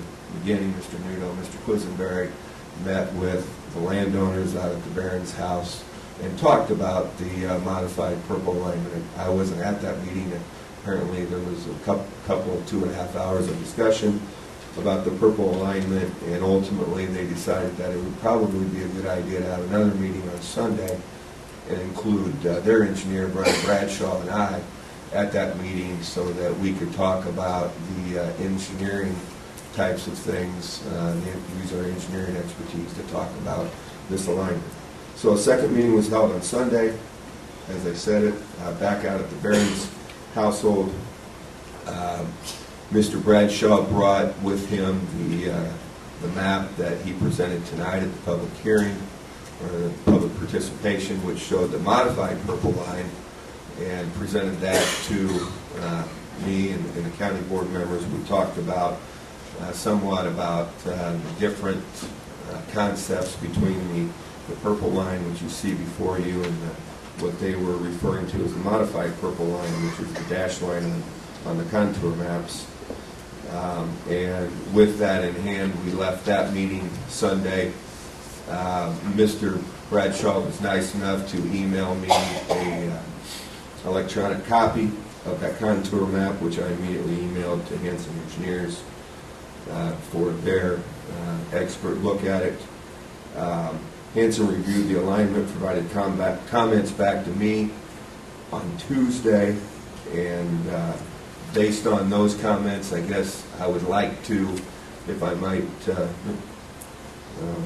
Mr. Chair, go over, I guess, the notes of interest for both of those alignments. If I could. First of all, I've heard some talking, and I've heard even some of the people that stood up and talked in public participation about this being a political process. And of course, it is a political process. We're just sitting here in front of the county board. But just as any lawyer or you guys or anybody else takes an oath to do what is proper, I and the other engineers that work for Hanson that have worked on this, as well as Mr. Bradshaw, are professional engineers in the state of Illinois. And I took an oath to represent Champaign County. I provided you my expertise as a county engineer as things as they relate to civil engineering. I have not, will not, never will be influenced by, I guess what I would say, anybody's comments, suggestions, or other things when it comes to engineering suggestions.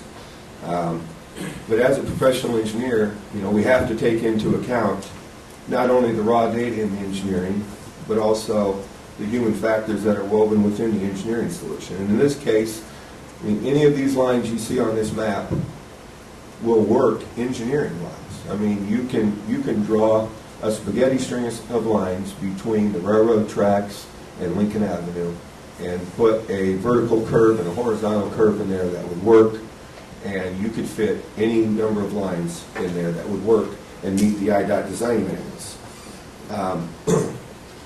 But there's no perfect solution which is going to meet all the wants and needs of the users and all the wants and needs of the potentially affected interests. Therefore, as the county engineer, I feel that it's my job to point out the positive and negative aspects of each solution, and then obviously leave it to your political will as to how you use that information to formulate a decision based on your values and the values of those that you serve for and represent. So I'm just going to start out with the purple alignment, and I'm going to talk about the modified purple alignment that Mr. Bradshaw brought to the group. As you see, the purple alignment starts down here, the same place where all the alignments start, and just basically on the east side of Lincoln Avenue, the purple alignment comes back in to meet what is the green alignment. So it is a modification of the green alignment, but basically from here just to the east side of Lincoln Avenue. It does come up a little bit farther north. It's hard to tell up there on the screen, but it is a little bit farther north of the green alignment where it crosses Lincoln Avenue there. The alignment obviously lines up, as all of the alignments do in here, with the north extension of Lincoln Avenue at its intersection with Olympian Drive. Now, we've heard from a number of people, and I know you guys have received emails and comments about the realignment of the saline ditch down here. And yes, there's no denying that this alignment causes a realignment of the saline ditch. By my estimation... That's a tributary to the saline ditch. I'm sorry, yeah. Well, this is the saline branch. I'm calling this the saline ditch, Okay. I guess. This is actually a man-made dug ditch. This is actually a natural waterway. But It has a realignment of about 600 feet, by my estimation, of the saline ditch down here where the road crosses over the ditch. We did a very similar ditch construction down on the Curtis Road project. As you guys may well remember, we went across the Lowe property, across the Luther Henderson property, who I was here speaking about 2 or 3 years ago. A similar ditch construction as what we're going to have to do here to realign this ditch. And that ditch construction ran us about $50 a foot. So if you multiply 600 feet times $50 a foot, that's about $30,000. So conservatively, I'm going to say that ditch, the changing of that ditch is going to cost us $50,000 because I don't want to be low. By Curtis Road numbers, it was about $30,000. Okay? Now, according to Hanson Engineers, during the original location study for North Lincoln Avenue, it was identified that the tributary to the Saline Branch would be relocated as part of the project to improve access west of the alignment. This alignment was submitted to the Louisville District of the U.S. Army Corps of Engineers and the Illinois Department of Natural Resources. Since the drainage area has been previously altered and channelized, there were no objections from the agency to the realignment. In comparing the purple alignment's proposed stream impacts, the anticipation is that the alignment will not require as significant of a realignment as the green alternative, attempting to keep the existing stream location essentially as a roadside ditch. So the thought process is, we'll bring this ditch down, and at some point, either on the north side or on the south side, it will run as a roadside ditch. I mean, if you guys have all driven out to the end of Olympian Drive, where the saline ditch runs parallel to Olympian Drive, it would look very similar to that, where you have a road, and next to it you have an oversized ditch, which would carry the water through the saline. Obviously, the alignment does impact the floodplain, in particular down in this area. I mean, there's no denying that any alignment we put through this area right here, this blue area being the floodplain for the saline, is going to in some way impact the floodplain of the tributary to the saline. The purple alignment requires, and it's actually down on the bottom, which we might be able to get to. There it is. The purple alignment requires 12.8 acres of total ground in order to get from the saline court up to Olympian Drive. You can see the green alignment was about 12.6 acres. The red alignment was 13.6 acres. The yellow alignment, I can't quite read that, but it was much higher than that. So we're still in the same ballpark as far as the amount of land that needs to be taken as the green alignment.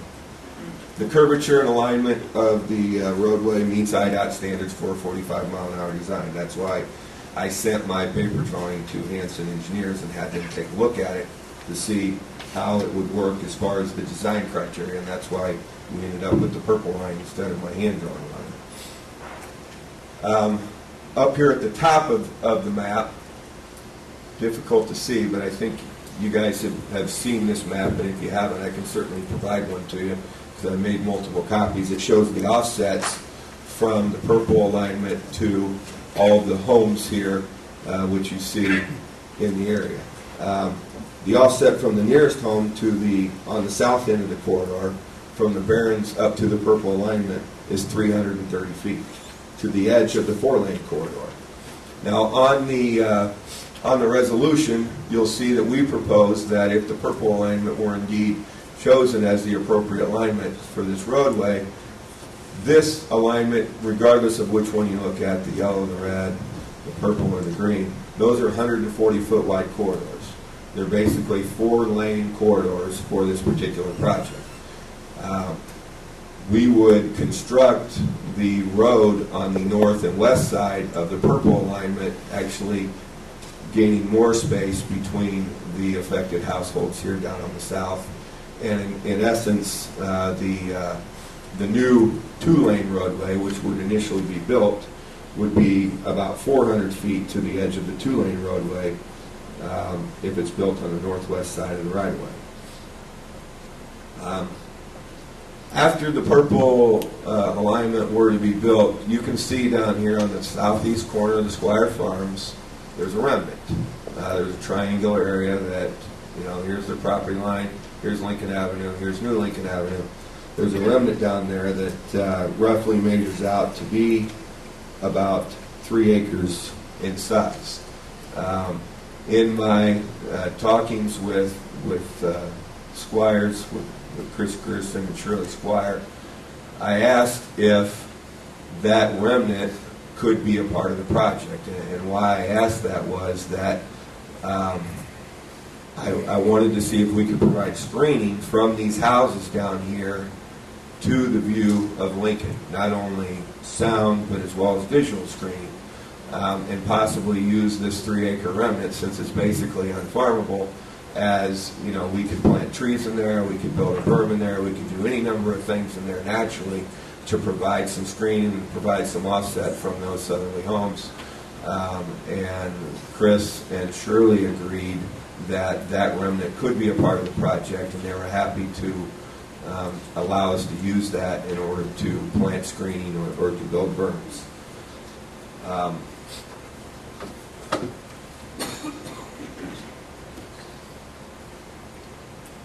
One other thing that I wanted to comment on is, if we bring this ditch down and run it as a roadside ditch along the roadway, it basically takes that stream out of commission as far as being a barrier for people to have to cross when this is being developed or when it's being farmed. If it's ran as a roadside ditch, you no longer have to try to cross that stream when you're farming, when you're developing it, when you're doing whatever.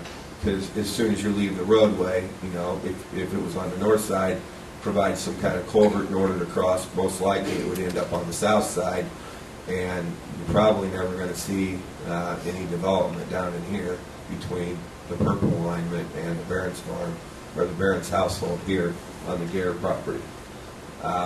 And this right here is the noted cultural resource that Mr. Charlo spoke about, that the green line passed through.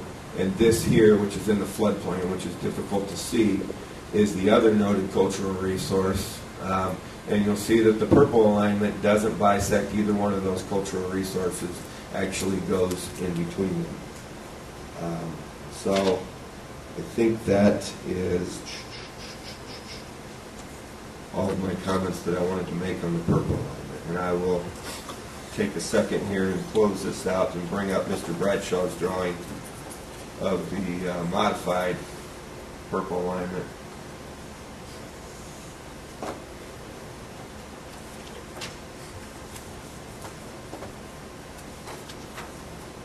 Okay, so here's the purple alignment, here's the green alignment, here's the modified purple, which is the dashed alignment, and here's the red alignment that you see on all the maps.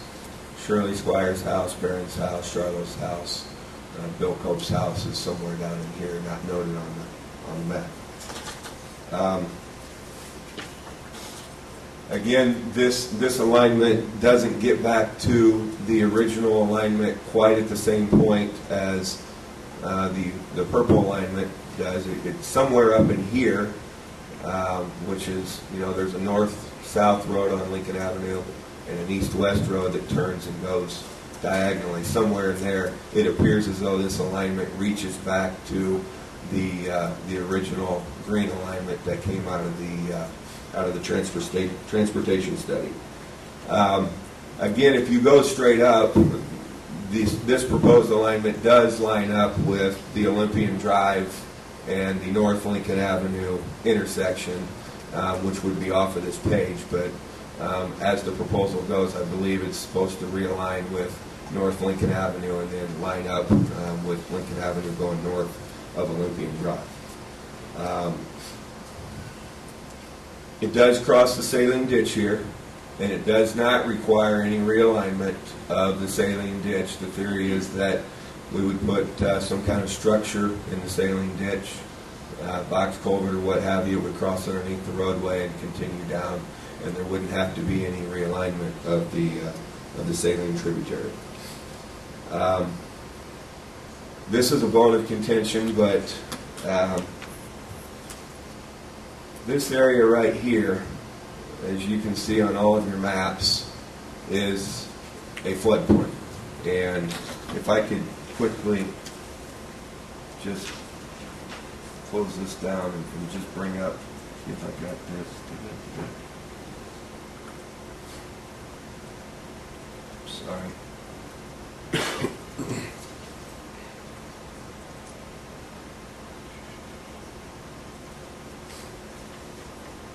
So it's hard to see that floodplain on the maps that you have because there's green lines and purple lines and there's cultural resources and everything else. But this is the floodplain map that I printed off of the GIS Consortium's website today. You'll see that there's quite a large area of floodplain there. Everything that comes basically south of Shirley Squire's house, there's a large bulge in the area that goes around that ditch. So their proposal of the, I shouldn't say there because it's an engineered proposal, the engineered proposal from Mr. Bradshaw crosses through the floodplain, similarly to what the purple alignment crosses through.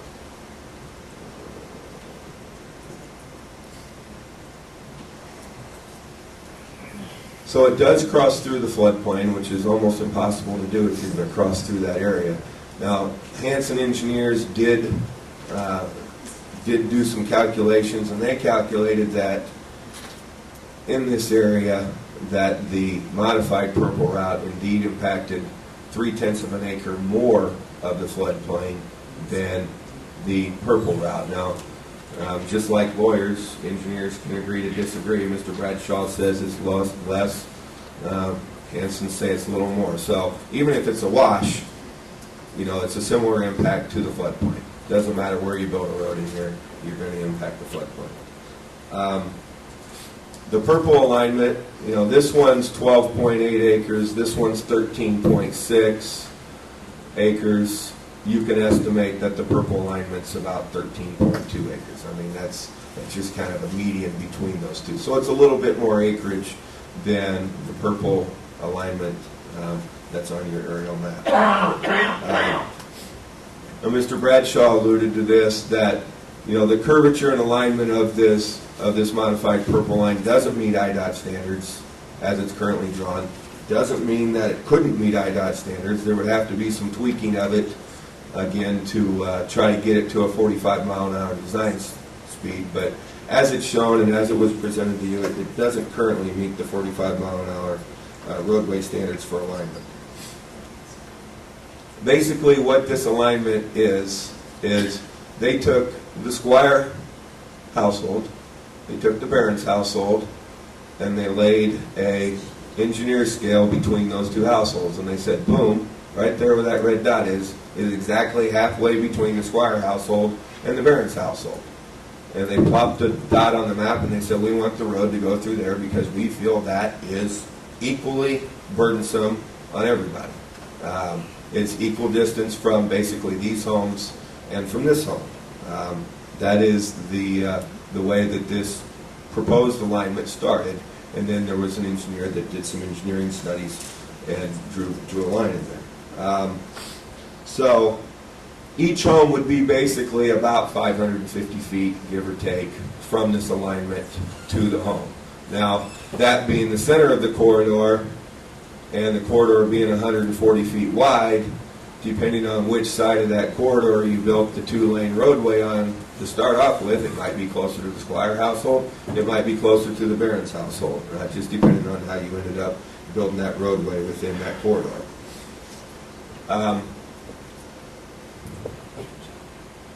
Just as the red line did a pretty decent job of bisecting the Squire farms, the modified purple line does a pretty decent job of bisecting the Squire farms too. Good or bad, depending on how you look at it, but it does really bisect through the Squire farm there south of Shirley's house. The one thing that engineering-wise and land use-wise I can say that I don't believe is a positive to the purple line is here's the Shirley Squire family farm, or the Squire family farm lines. And it leaves a triangular area down here in the Squire Farms that, based on the estimates from Hanson Engineering, is about 7 acres of land. Now you'll see also that right in here, if we don't do anything with this ditch, right in here, there's at least an acre remnant, if not more, between what is the ditch and what is the road. So that, in all intents and purposes, is basically wasted, worthless land, because you got it bordered on the road by one side and you got it bordered by the ditch on the other side. And then you've got this parcel of land down here that's bordered by lots of different things that is somewhere between 5 and 6 acres that, I'm not a farmer, but there's enough of them in the room and they can probably make their own estimation. That would be a pretty tough little piece of ground to be able to farm. So you end up with roughly 7 acres of stuff down here that is probably pretty difficult for a farm operation to handle. Now, I guess the upside to that is, everything south of the purple line is not in the floodplain, and if the Squire Farms wanted to sell this for some kind of home development, I suppose it's big enough for somebody to build a home in right there if that's what they desired, but I don't think it's big enough to be able to be a useful piece of ground for farmland. Again, it does, that cultural resource that sits right there, that was duly noted in the 1999 design study, it does cross through that. Is that a gigantic deal?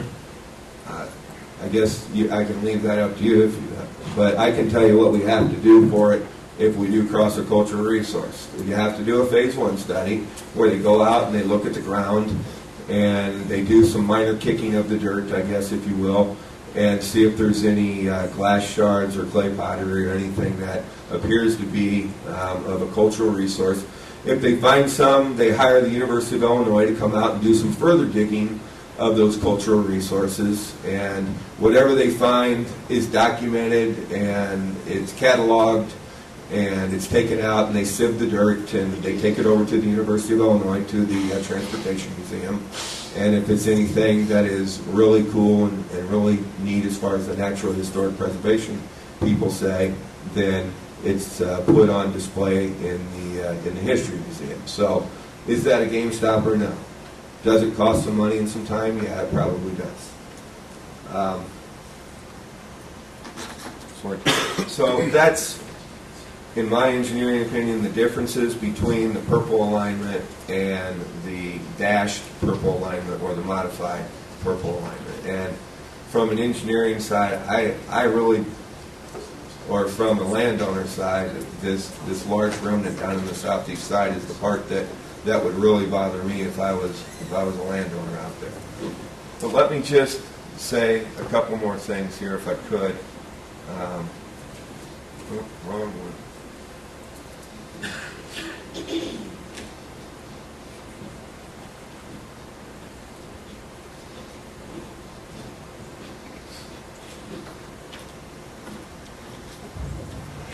There is going to be, you see where this tributary crosses up here across the railroad tracks, and just on the west side of the railroad tracks and northerly there. See if I can get over there maybe. Guess I can't. Yeah, there we go. That would be right there.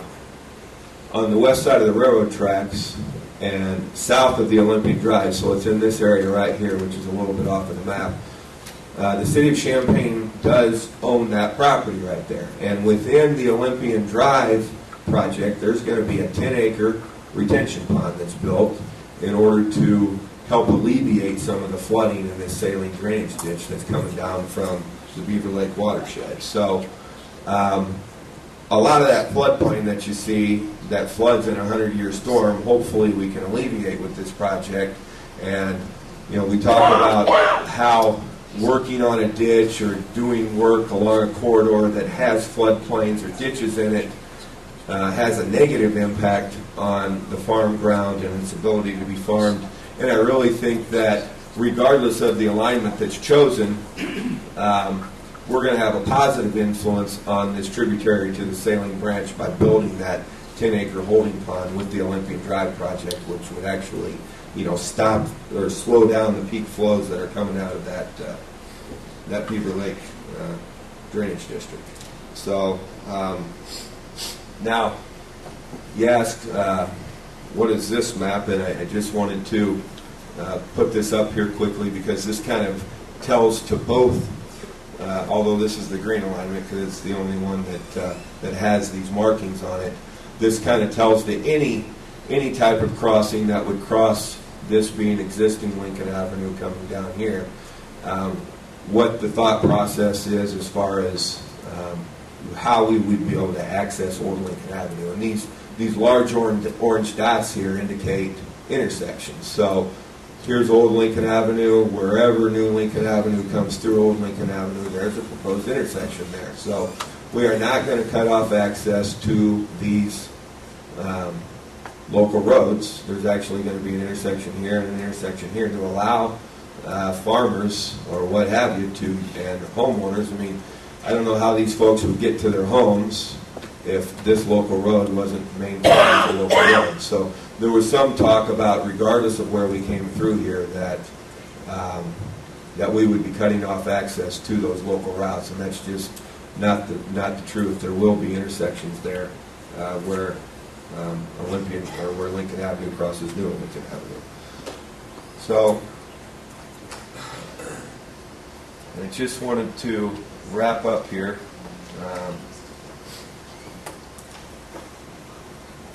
By saying that there's been discussion of what's this going to cost us to do the yellow route, the red route, the purple route, the green route, the modified purple route. What does all this mean and what's it going to cost us? Well, I can tell you that in speaking with IDOT and speaking with our consultants that regardless of what route you pick that goes between the Squire house and the Barron's house, so anywhere in this corridor right here, regardless of what you do, there's going to have to be an update to the Phase 1 design study. Okay, that update will include cultural clearances, biological reviews, wetland delineation, special waste screening, noise analysis, air quality standards, environmental class of action determination. All those things have to be looked at, regardless of the alignment that you pick through there. Now, if the green alignment had been chosen, there were some things that we could have saved on, because some of that stuff has already been done, and the fact that the design study had been sitting on the shelf for about 12 years, there still had to be some updates to the design study based on the green alignment, but not as much as through here. Now, if you pick an alignment that's out here, that's totally out of the corridor area that was studied back in 1999, now you're talking about a full-blown Phase 1 design study, because nothing's ever really been studied out here in any design report ever before. So here's how it breaks down. Out here, if you pick an alignment out here, you're looking at about $170,000 based on the engineer's estimate to do a design study. You pick this alignment, you're at about $70,000 to upgrade. You pick any alignment in here, you're halfway in between. You're at $120,000 to update that design study. And what that $120,000 buys you is the $50,000 that you would have had to have done had you picked the green alignment, just to update it because it's 12 years old. $50,000 to study the cross sections, the alignments, everything that you need to do to see how a road exactly fits in here. And then they've also got $20,000 in the budget for their engineers to participate in public involvement meetings, because we all know that on projects such as this, we've had lots of public involvement to this date. And going forward, I would hope that we would continue with that public involvement. So I think that gets us to where we're at on the resolution. I know there'll be other questions that you might ask, and I hope that I'll be able to answer them. If not, I have Mr. Hyan here from Hanson who can help me out. Yes, first of all, I'd like to thank the landowners for coming and for sharing their input in this process. I think it's essential. I also want to thank Mr. Blue for all of his work on this. I had a chance to observe him in action, and I really appreciate his professionalism in his work. Mr. Blue, I do have a question. Mr. Behrens said that he had walked the land and he put a stake in the ground and has an opinion about whether the road can go where that purple line is or not. Granted, he's not a road engineer, but if he turns out to be right and we start the study, the line's going to shift, correct? I'm going to tell you that, and this is the honest to God truth, and Matt, if I'm wrong, you tell me. There's no place in here we can't build a roadway. And, I mean, we're not in the mountains of North Carolina or Virginia where you have a large elevation change. You're talking about, you know, a few feet difference in the elevation. We're going to do a regional detention pond up here, which is going to take away a lot of the flooding that occurs down in here. You can see, this is just an aerial photograph that I took off the GIS Consortium's website today.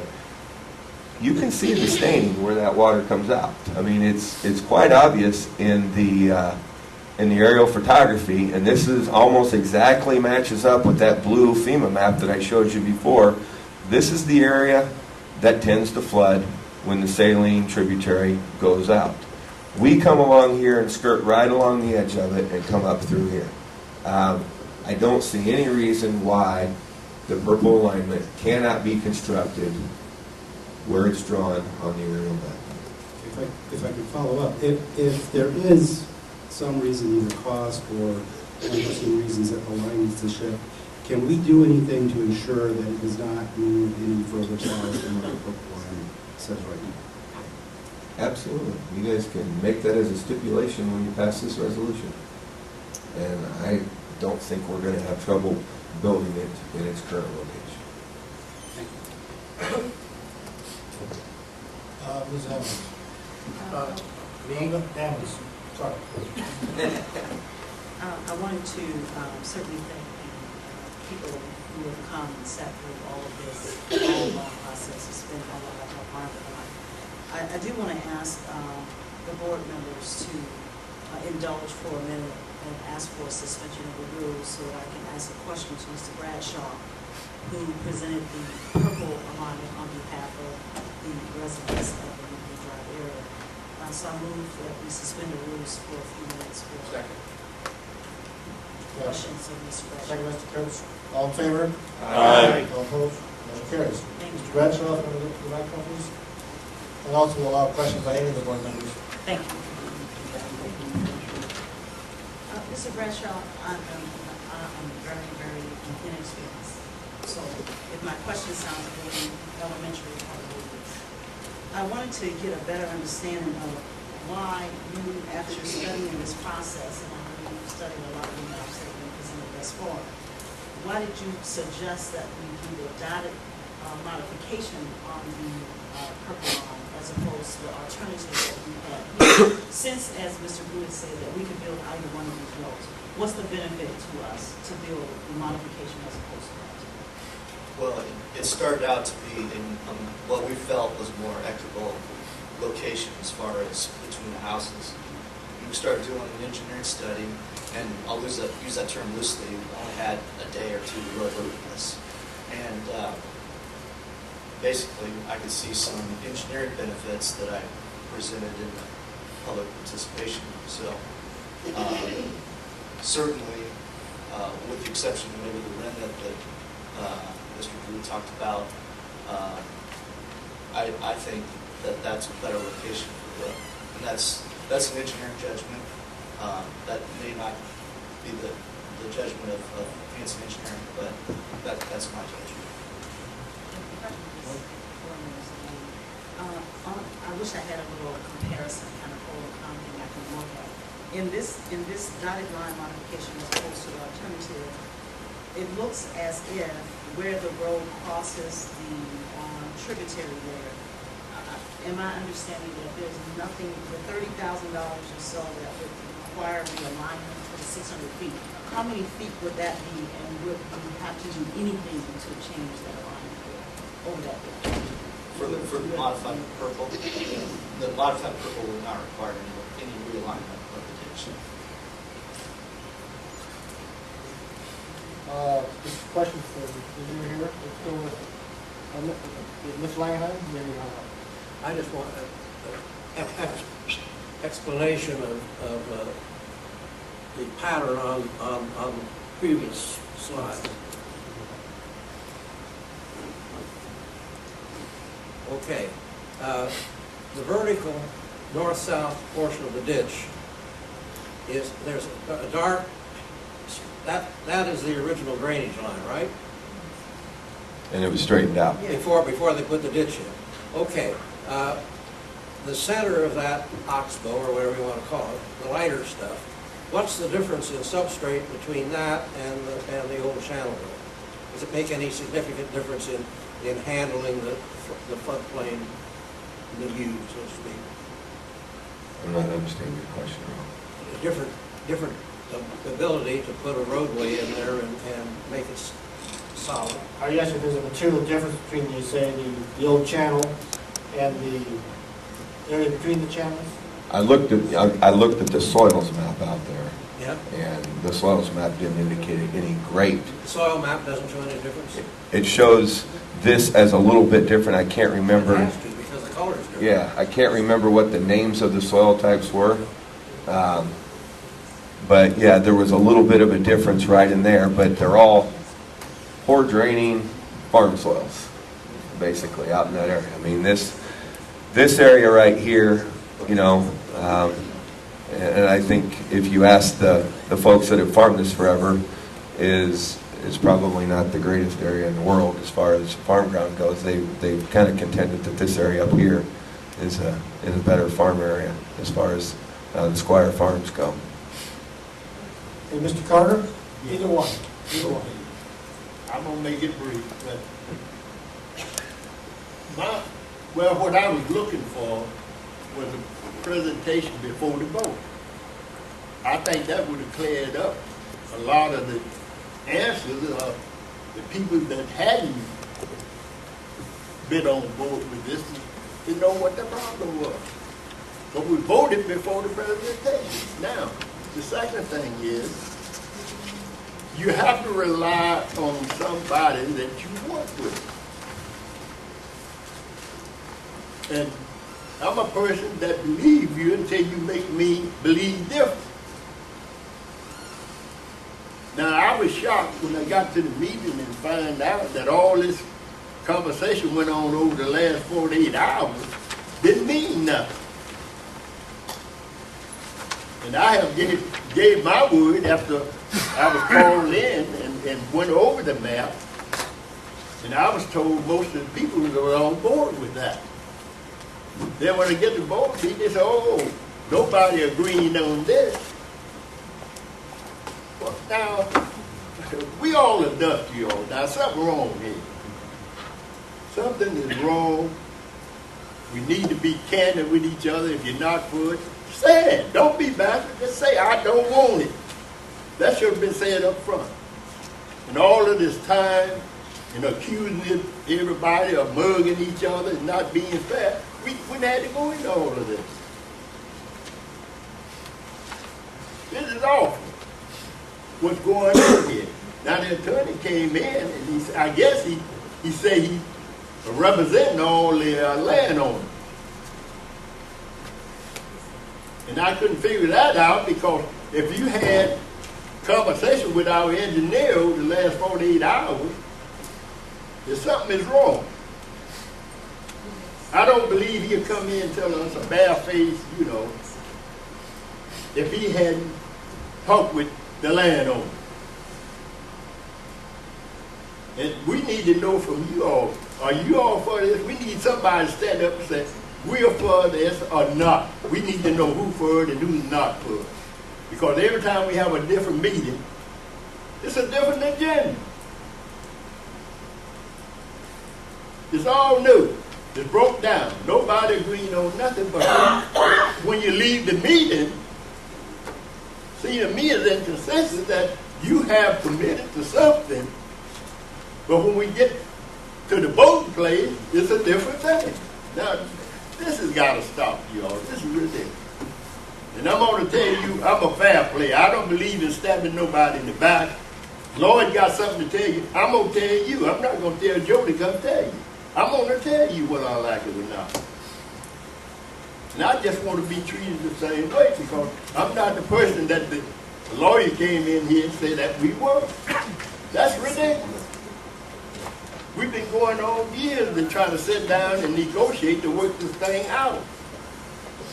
If that was the case, we'd have voted on the first day. That's what I call dishonest. You're not giving you due process. We're giving you due process and then we get blamed for being the bad people. Now that's not right. It's not right and I don't appreciate it. Jones. I really want to direct this towards both people, because I just want to make sure we're clear on this. Both engineers, you mean? Yeah, because Jeff's saying that study for the purple route and the modified purple route would roughly be the same, about $120,000 for each. He's also saying that the modified purple would have a larger remnant down at the bottom of the farmland, be cut off between the road and the houses that are existing down on the south side. I understand that. He said, Jeff's saying there's not much difference in elevation between the routes.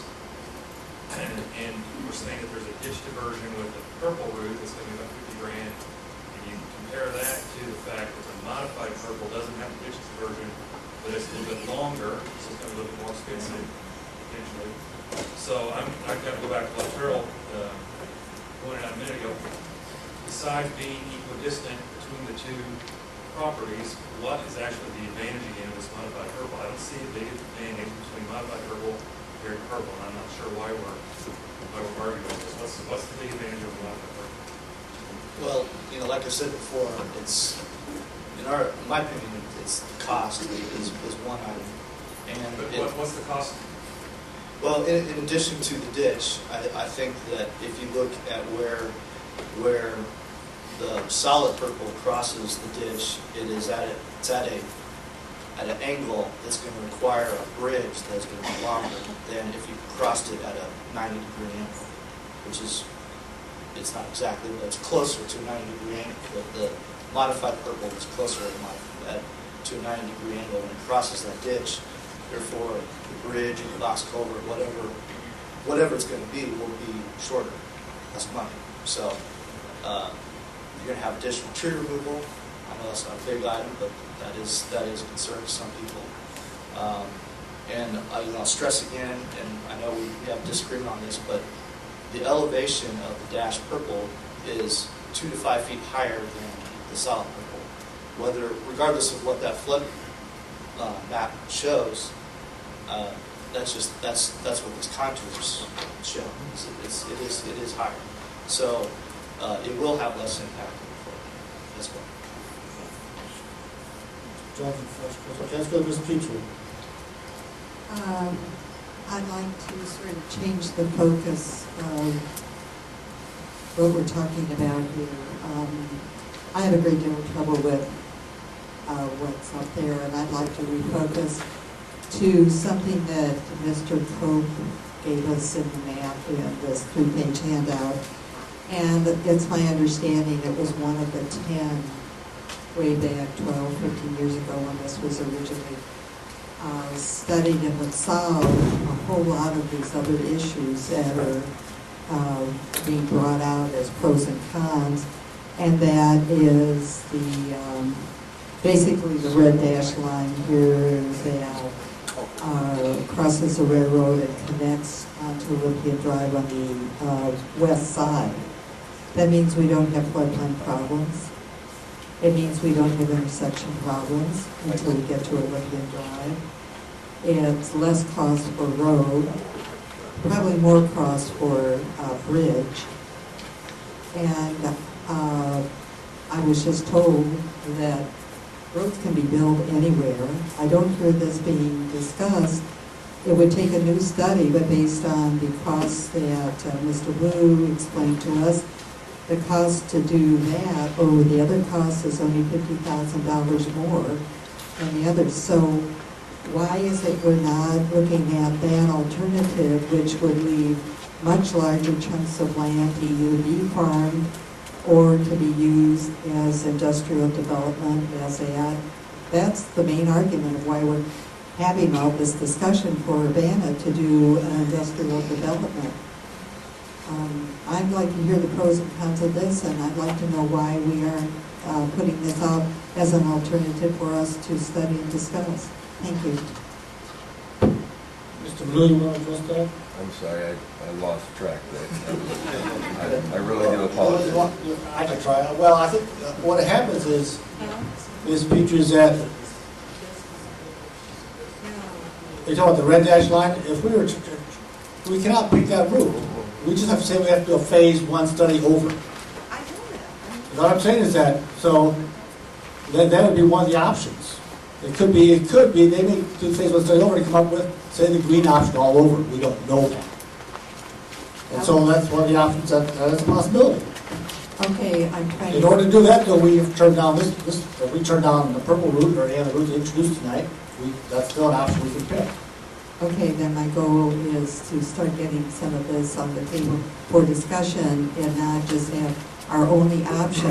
When I read the minutes, Mr. Blue was bringing us options, not just one option. And I'd like to see us have more than one option for our discussion this evening. Thank you. I think we have two options, purple and modified purple. Let's go with Mr. James. Well, I'm glad Patsy brought up this letter by George, because I think, it's common sense. It says a lot. It's something that I think he put his heart and soul in. He's worked out there. He knows the land probably than I do by any means. But what Patsy's saying, and Patsy, if I remember right, some of the same discussion went on, because if you're looking at that S on that yellow, that was thrown out. We were told, oh, no, that's going to be a big study. We don't want to spend the money. We don't want to even look at that. We want to stay over here where the plans have been made. We've had them on the shelf for many years, and, they're good. And we've discussed all that, so you're bringing it up again, and I concur with you. I mean, it's land. Mr. Blue himself said we can put a road just about anywhere we want out there. For whatever reason, they want to stay where they're at, because this is what their books have told them, that's what the study has told them, and that's what they're going to do. But in life, as we all see on the news every day, it can change overnight. So we spend $170,000. Do I like spending money? No. My option would be let it go and let's get on with other business, but that's not my option. So let's spend and do it right, treat the folks right. That's why we're all here, to represent constituents, not to do the bidding of other entities that are telling us what a grand place this is going to become. We've heard many examples of buildings, airports, whatever. We're affecting people's lives, we're intruding into their lives, and we think it's okay. So I think Patsy's on the right track, and everybody else in here said, let's do it right. We get 2 or 3 spoon-fed options, and we're saying, you got to pick one, or you should pick one. It's the best choice. We're spending money. Well, my land, I have never seen this government spend anything that it doesn't cost money. So we need to really look at that and treat these folks fair. That's what life's about. And all this growth, I haven't seen it. Thank you. Mr. Curtis. Thank you. We've had quite a bit of discussion. I have a statement I want to make, but this new modified purple alignment satisfies more than just the engineering. This is exactly what we're looking for, to satisfy all of those involved, including all the stakeholders that have been in opposition to these alignments. And so they brought the modified purple alignment to us. The engineer, Jeff, and both engineers feel that this can be built for about the same cost as building the solid purple, yet it answers the question of the opposition of the people sitting here, the owners of the land that this road is going to go to. So first I want to state that in my mind, this is actually nonpartisan, not political. I may be the only one who feels that. I don't feel it's either a Democratic issue or a Republican issue. I I believe it's a people issue. I've met with everyone involved in this project, from stakeholders, farmers, landowners, developers, engineers, government officials, and all the jurisdictions, up until this afternoon at lunch. I've looked at the studies as far back as 1998. We have discussed this project in the hope of coming to some compromise that will fulfill our duties and responsibilities as representatives of the people of this county.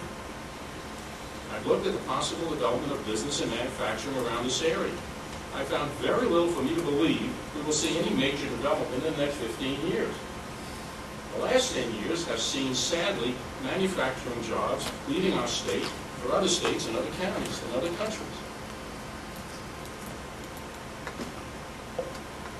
For this project, but we voted down the Green Line. The Green Line is no longer something we should be discussing. I was hoping that a new study of needs assessment and engineering would help us decide a better, less intrusive route to get this project completed. Promises were made to evaluate other options that would not intrude or interfere with the residents, who in good faith moved into this area with the assumption that their lives would not be turned upside down by government. The past few days have given me pause to think that we're rushing to judgment on a compromise called the Purple Line.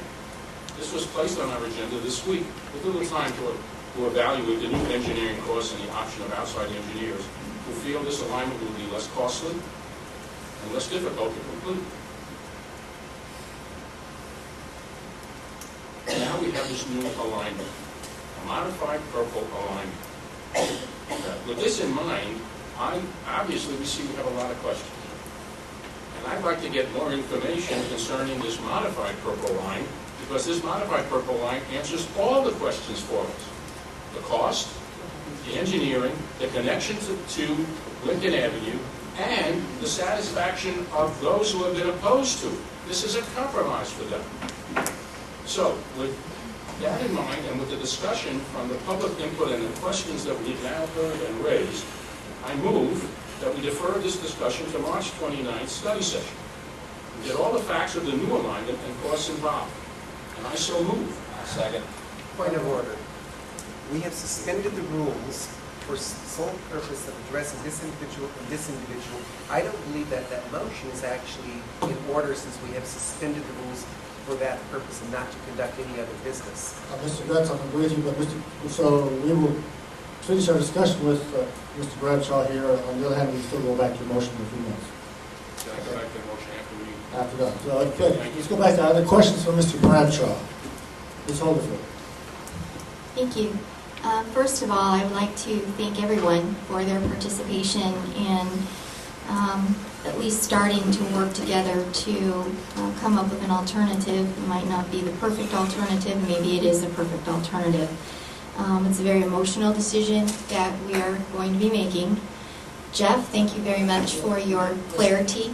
You have questions for Mr. Bradshaw? I do. Okay, all right. Because it puts some common sense to a lot of the emotional issues. My question is, it was my understanding that when we moved the green from the green to the purple line, that it did indeed change the distance between the green line and the purple line. So with the modified purple, it indeed has moved, and I would like to know what the distance between, if anybody knows, between the green line, Jeff, this is for you, purple line, and for you, the modified purple line, between the distance between the green and these other two lines. Because I was told that the purple line didn't really move at all and didn't make that much of a difference. So can I get at least a differentiation between the distances that we have indeed moved, or have we not moved that much? Are you following me? Mr. Brewer, why don't you can you show how far the path moved from the green to the purple? That's not on there, but you can see how far the green and the purple are from the different homes, which would obviously be the kind of the gap between the two. And it's going to vary because that line comes out and it comes back in. So from the Barron's property, you'll see the green line was 180 and the purple line's 330. From the Charlo, it's 515 and 480. From Gares, the green line was 450, the purple line 630. So it really depends on where you measure that distance between the two lines to say it's 100 feet or 200 feet or whatever 100 feet it is. Certainly it's a between the couple two. hundred feet the maximum is over a couple hundred feet. Right, yes. Okay. How far then is the modified or the dash purple line from the purple one? I can't answer that. I would say. Can you give us a guess? I would say that they're very close.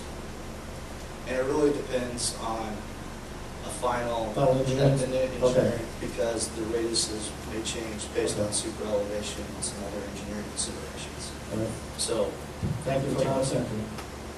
Mr. Toadfield, do you have any more questions? Okay, so this is questions for the engineer, please. Mr. Elliott, did you have one? I have a question for Mr. Blue, if you're willing to entertain it.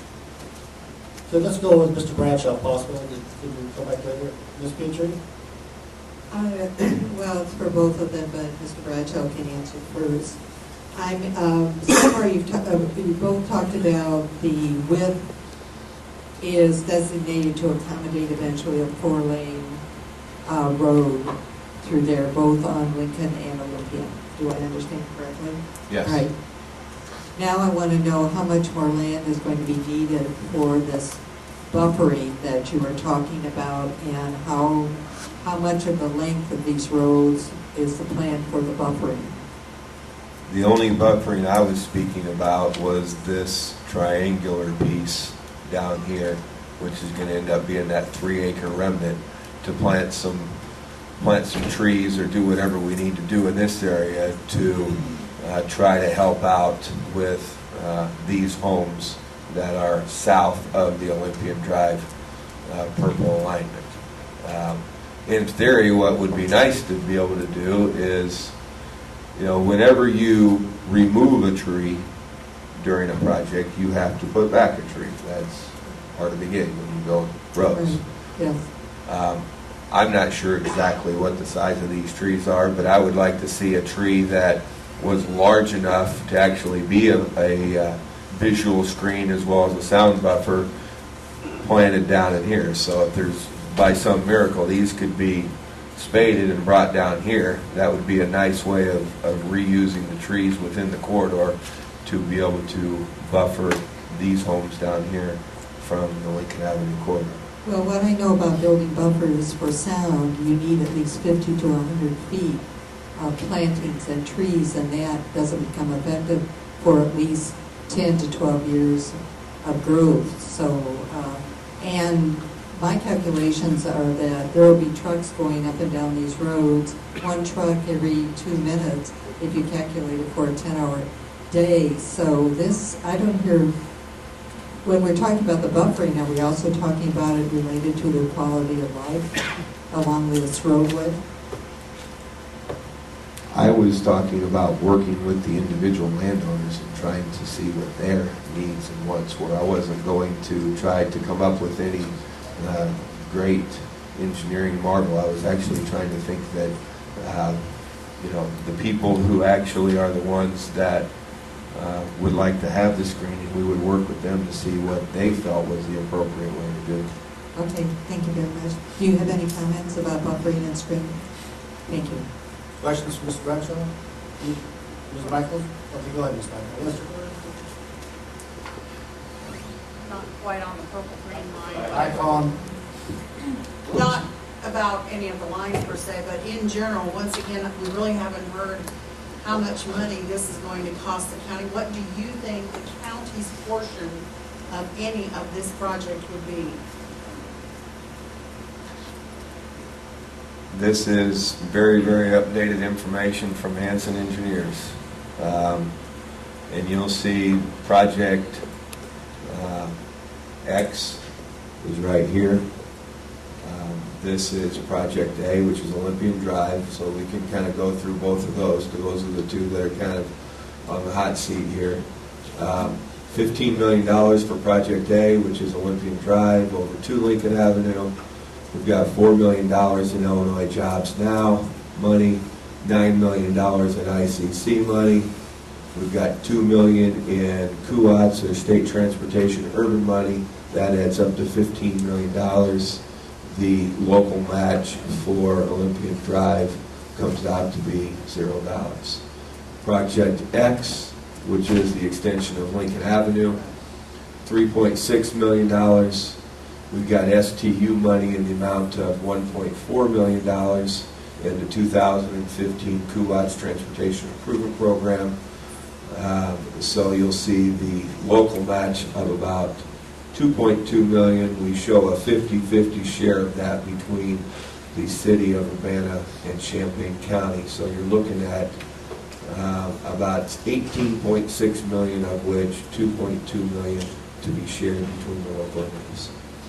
So basically talking about, the Olympia is all paid for going from Apollo across. That's what we've already discussed that, but my question was more of how much was the county going to have to put out for hooking Lincoln going north? So basically you're saying 1.1 million at least.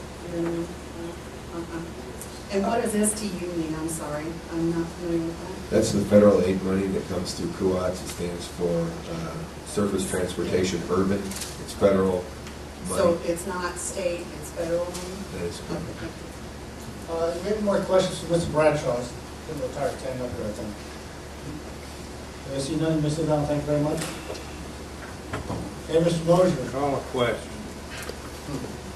Actually, we need to go back to Mr. Kurtz. Well, I'm going to go with Mr. Kurtz first, because we promised him we have his motion. Mr. Kurtz. Thank you, Mr. Chair. I think we've come to a crossroads here, where we have both the modified alignment and the solid purple, and I think the modified purple answers all of our questions. Point of order, Mr. Chair. Mr. Blue has given a presentation. I think we should be entitled to ask him questions regarding his presentation. Sorry. What's your point, Mr. Ellis? My point is that I haven't had an opportunity to question Mr. Blue yet about his presentation. Correct. But he's still up here, okay? This is not out of order. Mr. Kurtz, go ahead and make a motion. Thank you. You can make a motion to defer at any time. Indeed he can. With the new alignment, with the consideration from our constituents and residents and landowners, I'd like to make a motion to defer this to March 29th study session and get more facts and be able to have these options in front of us so that we can discuss the new alignment and cost involved. And I so move for deferred. I second the motion. Second by Mr. Carter. Discussion on the motion to defer only. Mr. Quisenberry. I would like to ask my fellow board members to vote against this deferral. I think we need to proceed with this discussion tonight. If after the discussion, Mr. Kurtz wants to bring that up again, I'd be fine with that, but I'd like to see our fellow board members have a chance to ask questions of Mr. Kurtz. Mr. Schrader, do you have a comment? I concur. Mr. Quisenberry, I won't support changing this again. Green didn't even exist when this thing was studied last. That's how you got green. This thing's been studied to death. It's time to move on. Discussion on the amendment. Mr. Langenheim, or deferral amendment. I find it difficult to conceive of any further information. We've had a thorough coverage of the engineering, the physiography, and we've had a lot of input from the landowners that are adjacent to it. They have come to some sort of an agreement, so I don't agree with it. I do not see any benefit in deferring. Furthermore, we've deferred so many times that every time we defer, there's a roll of laughter that goes across the entire county. Mr. Richards. Agree with Mr. Langenheim. I believe that we can reach a point tonight where we can have an up or down vote on Mr. Betts' motion. Mr. Carter. Yeah. And this time, have everybody in one building. You don't need them coming back next week if they wasn't in prison with a new deal. You need to get everybody that's concerned about this at one meeting and find out what they thought. This is ridiculous. Every time we come back, we got a whole new agenda. Now, this is ridiculous, you all. The engineers, I don't care who it is, Boy Scout or whatever business you got with this, you should be at the meeting. And give your opposition about this plan. This been going on, Lord have mercy. Man, I had Boy Scouts could conduct business better than what we do. Thank you, Mr. This is Carter. ridiculous. Please, would you do that? Have everybody on board so you have everybody's objection at that meeting. Tell you then. Don't come back 6 months later with a new proposal. You need to know that. Okay, Ms. Anderson, on the motion to defer. Yes, I think we all are here, and so while we're all in the room, I would vote against deferral, and we go on with the discussion. All right, further discussion. All in favor? All right, roll call. Point of information, how are we voting on this? Yes means to defer, no means not to defer. Betts, No. Carter, Yes. Cowart, No. Holderfield, No. James, Yes. Jay, No. Jones, Yes. Kurtz, Langenheim, No.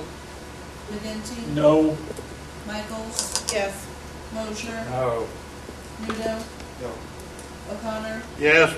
Petrie, No. Quisenberry, No.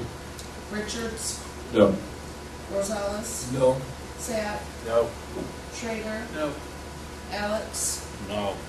Ammons, No. Anderson, No. Benzel, No. Bergson, No. Weigel. No, motion fails. Mr. Alex, Thank you, Mr. Chair. I'd microphone, like- please.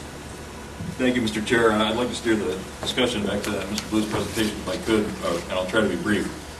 Jeff, I just had a couple of minor clarifications from you. The funding question that was raised about the $1.1 million, I believe it is, that the county's cost share would be for the Project X. Jeff? Yes. That, my understanding is that that is anticipated to be available within the share of motor fuel tax funds that have been effectively earmarked for urban fringe roads. Is that a fair statement?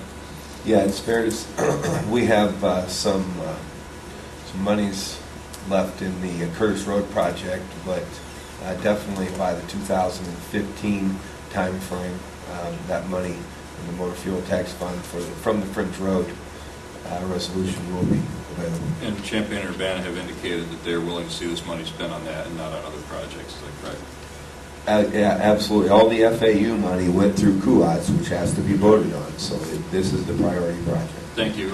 The comment you made earlier about one of the Square Farm owners, I believe it was Ms. Shirley Squire, being, quote, happy, unquote, to have that remnant area included in the project. Just to clarify things, the majority of the Squire Farm is not unanimous. Squire Farm ownership is not unanimous as being a willing seller. Is that correct? That's right. So if she says she's happy to have it included, but this comes to an eminent domain situation, does the City of Urbana or the county, does the City of Urbana have a basis for asking the county to take that remnant as part of the project for use in buffering, since it's not part of the actual highway corridor? What typically happens in applications such as this is when you get what I will refer to as an unfarmable remnant, the folks that go out and actually do the appraisals of the ground, which we have to hire an appraisal, we have to hire a person to do a review appraisal, and typically what they'll come back with is this is a remnant that came as part of the transportation project, and we should make an offer to purchase it since it's been cut off by the road. Okay. Talk to me about next steps associated with this process. If the county board were to indicate its approval of this alignment tonight, my understanding is there'd have to be an intergovernmental agreement to deal with the new location study. Right. And has the City of Urbana, which is the reason we're here in the first place, indicated they're willing to pay at least half of the cost of such a study? Yes, we've been working on a draft of an intergovernmental agreement between Bill Gray and I think we've basically come to consensus on, what the basic outline of that intergovernmental agreement is going to be, and it's a 50-50 cost share on the local. When the study that would be called for by that intergovernmental agreement takes place, this is this $100,000 to $120,000 study, as I understand it. What is the specificity of the of the charge that's given to the engineers that are doing that study. I mean, I don't want to denigrate either your engineering experience or Mr. Bradshaw's engineering experience, but to be honest, I mean, we spent a day at most looking at these different alignments, right? I don't think we have a reasonable feel for what they're going to cost, which one's going to, whether purple, modified purple, what it's going to look like when we actually get out there and start looking at the ground. To what extent, if the county board says we want purple, and they go out and do that study, how much flexibility is there in where the road's actually going to end up? If you guys say in your resolution that, you know, you want it to be on that purple alignment, we can make it be on that purple. I mean, it might be 5-10 feet either side, because this is a diagram that's not, you know, down to the nitty-gritty foot. I mean, my concern is that we're not an engineering body, we're a policy body, and right. I'd rather have the decisions about where it makes the most sense to put a road within a couple hundred feet left to the engineers. Will that be the case, or are we essentially saying, no, it's got to be right on this line? I don't believe you're talking probably like within 20 feet. We're not going to go and say we're going to move this 200 feet. I mean, I guess the reason we're quote unquote choosing an alignment is to try to make sure that we're figuring out who the burden's going to be on in order to complete the project. And if you guys choose this alignment to lessen the burden on these folks, then I think it's up to us to make sure that we follow, you know, what your vote is. Okay, thank you. I appreciate the Chair's indulgence. So one more quick follow-up. One of the comments you made was that if the green alignment had been built, or if the purple alignment or modified purple alignment is built, you discussed connectivity to the existing roads in that area. Right. My understanding is those are not on dedicated right-of-way. Those are essentially road easements, which would be presumably to the township. They are township roads, yes. Would there be interest on the part of the town? Have you heard interest on the part of the townships, or would the county be in a position to help facilitate discussions with the townships to the effect that it might make sense to vacate some pieces of that? For example, not to maintain a second bridge if it's not providing any additional access, or in the case of the north, that sort of dog leg that would exist north of the alignment that runs next to Shirley Squire's house. If the landowners there wanted to only keep, you know, one piece of that for access and have the rest vacated back to the landowners, is that something that you think the townships would consider as a matter of course, or something, a discussion that the county would facilitate? Yeah, I mean, obviously any township is more than willing to have less roads to take care of. I don't know if these landowners would necessarily want any portion of that vacated. It's our intent that it's not be vacated, but if they seem to want that to happen, we can facilitate those. It just seems like something should be discussed before we pay to put intersections in. You know, if in fact the only reason they're there is to provide access to the property, and landowners would just assume have the land back, it seems like that should be an option we should consider. And, you know, we're sitting here in 2011. This is proposed to be built, you know, basically in 2015. Olympian Drive is proposed to be built in 2013. So, you know, we've got some room there to talk about this. Okay, thank you. Mr. Curtis. Mr. Chair, I have a question for you. Do we have an option tonight to vote for either one of these purple? I'm sorry, a little louder, please. What's that? A little louder. I'm sorry. Do we have an option to vote for either one of these purple lines, the modified purple or the solid purple? Well, the one on the floor is for the purple alignment. Can we add an amendment to this motion for vote on both? That would be an impossible vote, because you can't vote on both. They only want one alignment. Can we have a separate motion to vote on either one of these, or first a motion on You solid? could have well, there's already a motion on the floor. You could offer a substitute motion. Yes, thank you. Mr. J. I'd like to ask Jeff for some clarification, just to be sure. I'm old and don't hear well, Jeff. I thought I heard the mayor say on Urbana on the radio that she wouldn't spend one pin dime for another study. And you just indicated that they've agreed to do that. They have concurred with the purple alignment. So what goes with the purple alignment, they've concurred with. Does that have anything to do with the modified purple alignment, if that's where we ended up? There's no concurrence by anybody on modified purple alignment at this time, as far as I know. Mr. Quisenberry. Yes, I'd like to suggest an amendment to this resolution that requires that this road be no further south than east in the purple alignment. I don't know how I would... Say that again. When I asked the question earlier of Mr. Blue about where the road could move, he suggests that it would be possible to stipulate that it move no further south than east of the current purple line, and I would like to see that stipulated in as an amendment.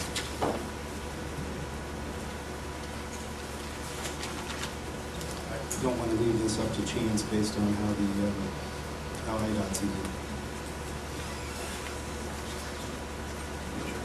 I'd second that. I guess the question is, I want to see, I'll look at the resolution to see what's there now and where that would apply. I assume it could be added to the end of the therefore, as an additional sentence that says that the county board additionally stipulates that the road be placed no further south or east than the current purple line. As long as that's not the only parameter we have to work with, then it could be anywhere. I'm open to suggestions about how to phrase that so that it doesn't cause problems. Mr. Blue? Yeah, I wrote this resolution, so.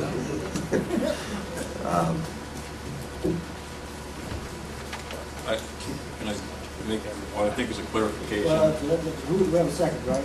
Yes, second. Okay, we have a second for the discussion. Mr. Ellis. Just to make it clear, I don't think that, my understanding is that it was not to go away from the purple alignment, but just to say that to instruct those who are doing the study that we don't want to see the alignment south, significantly south of where the purple alignment is shown. It may be better to specify that it gets no closer to the properties on the south and east.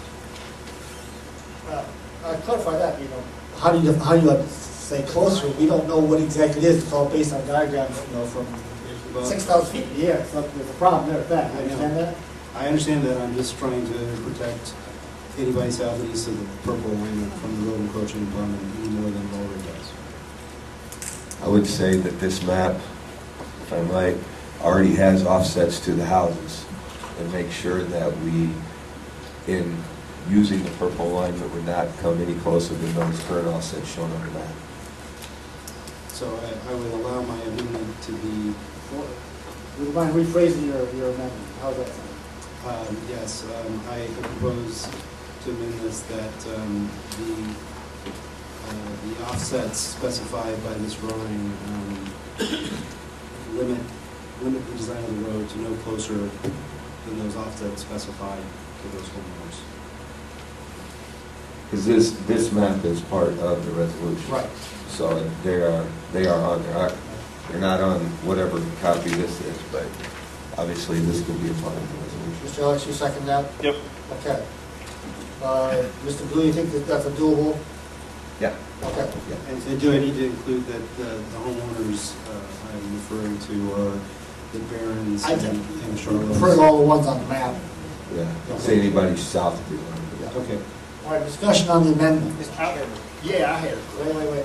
I believe Ms. Court, as a seconder of the main motion, I consider that a perfectly friendly motion if Ms. Court considers it friendly. So we don't have to vote on the amendment. Well, is there an objection to that? I object on Okay, the only vote. the two of us. Well, actually, no. Actually, there is no friendly amendment in Robert's Rules of Order. Most people think there is. So if you notice, whenever we say there's a friendly amendment, I always ask if there's an objection. If there's an objection, then it's unfriendly. So the motion is on the amendment. Let's go with Ms. Holderfield. Microphone, please. I'm sorry. May I please ask for just a clarification of this resolution? What I think Mr. Quincy wants is that the purple line will not move any further south than the distances shown in the upper left-hand corner of that map. Right, but in the resolution 7680, can I ask a question regarding that? pertains to what Mr. Quisenberry wants to do. Well, whereas the modified purple route has been submitted to Hanson Engineering, the design consultants working on the project. There are 2 paragraphs that address the modified purple in this That's resolution. really out of order. Thank you. Mr. Langenheim. I think you ought to consider the accuracy of the air photo and the accuracy of the map. The line, as placed on that map or on this map, this topographic map, gives you maybe about 2 or 3 feet of wiggle room. Yeah. And if we tell him to put it along that line, by God, the center line of that roadway is going to be on that line. That is a problem. So this is really not necessary. I know you can see me, Mr. Chairman. Mr. Carter, please. Yeah, because, wait a minute. Mr. Carter, I have to recognize you, okay? You want me to vote on this? I will recognize you now. You may speak. Okay. Well, I'm trying to figure out, we keep voting on stuff. Who are in agreement with it? If we go in and modify that, are they in agreement with it? Why do we keep voting on something and nobody agrees to it? Mr. Carter, if you're against it, vote against it. This amendment. This is an amendment to the main motion. Back to discussion. Mr. Kurtz. Jeff, did you ever talk to Janet concerning the revenue? Consider the fact that they all have to agree to sell. You talk to Shirley.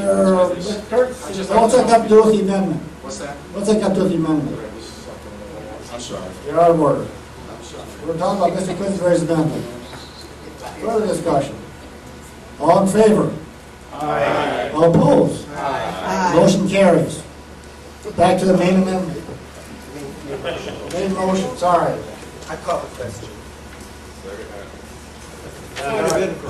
Mr. Betts called the question. Mr. Richard seconded. Second.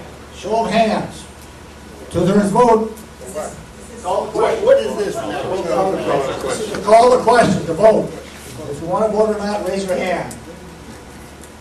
1, 2, 3, 4, 5, 6, 7, 8, 9, 10, 11, 12, 13, 14, 15, 16, 17.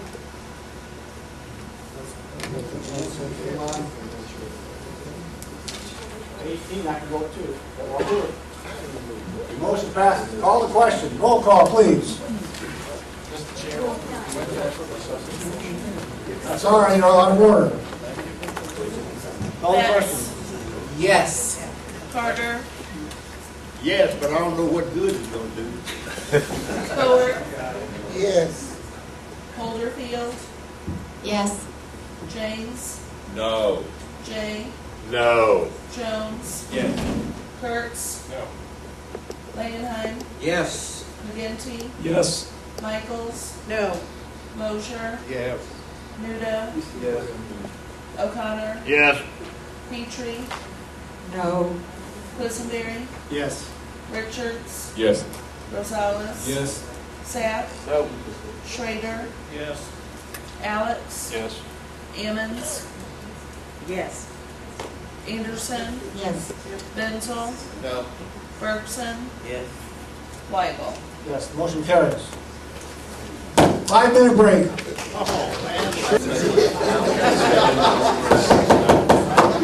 Okay, members of the county board, please take your seats. Let's get back to work. We have work to do. Finance, Mr. McGinty. Thank you, Mr. Chair. First, move adoption of resolution number 766 for purchase not following purchasing policy. I move so. Second. Second by Mr. Jones. Discussion? Seeing none, all in favor? Aye. All opposed? Motion carries. Recommend adoption of resolution number 766 by payment of claims authorization. I so move. Second. Second by Mr. Kurtz. Discussion? Seeing none, all in favor? Aye. All opposed? Motion carries. Off from finance. Okay. Going on to other business, I would ask the government to, Don't we have appointments? yes, I would do that. I would ask that I'd ask that the motion to suspend the rules, I may nominate those appointments from the chair's position. Who moved it? Mr. Jones, second by Mr. Kurtz. All in favor? Aye. All opposed? Therefore, For the Labor Committee, I nominate Ms. Stephanie Holderfield. Second by Ms. Coer. Discussion. Seeing none, all in favor? Aye. Any opposed? Motion carries. For Strategic Planning, I nominate Mr. Jonathan Schrader. Second by Mr. Sack. Discussion. Seeing none, all in favor? Aye. All opposed? Motion carries. No, sorry, other business yet? Remember the Labor Committee like to make this motion that's on the agenda? Resolution 7681. Mr. Betts. Mr. McGinty is the chair of Labor. Mr. Betts. Mr. Betts. I move closed session pursuant to No, sorry, other business on the agenda. I've got the closed session. Oh, I move adoption of resolution number 7. Is that what you're talking about? Yes. 7. I think Mr. McGinty is the one that's in proper order on this, because he is the chair. I'm sorry, what's going on? We're trying to make a motion. On what agenda item? It's on the agenda. G. Thank you. I'll make it, but I would normally defer to the chair of the committee. Okay, Mr. McGinty, what you going to do? I move adoption of resolution number 7681 approving FOP corrections contract from December 1, 2009 to November 30, 2011. Actually, 2012. 2012. Is there a second? Second. Second by Mr. President. Ms. Busey, could you start? December 1st, 2009, is that correct? It's December 1st, 2009 through November 30th, 2012. There was an error on the addendum. If you look at the hot pink sheet you got tonight with the resolution attached, it does clearly indicate it goes through November 30th, 2012. It starts with 209. Ms. Busey, could you summarize the contract? Is that possible? Well, effectively, this is the result of our having received an arbitrator's decision this week on this particular contract, which went to arbitration last fall. The arbitrator found in favor of the county, so the terms and conditions for the wages and economics are as were last proposed by the county, which are a wage freeze for fiscal year 2010. The employees shall receive their step increases in 2011 without any COLA adjustment to the scale. In 2012 is subject to negotiation for wages and insurance. Discussion. Mr. Sapp. I know my extension, my son works for corrections. I'm sorry, a little louder. No, my extension, my son works for corrections, for the sheriff's department. Okay. Accepted. Mr. Sapp will be abstaining. Further discussion. All in favor? Aye. All opposed? Motion carries. Okay. The closed session item, I've got that one. Mr. McGinty. I move that we enter into executive session pursuant to 5 ILCS 120/62 to consider collective negotiating matters between Champaign County and its employees or their representatives. I further move that the following individuals remain present: the county administrator and the recording secretary. Second. Second by Mr. Lyon. Roll call, please. Betts, Which part? Which part? Yes. Find that out. yes. Carter,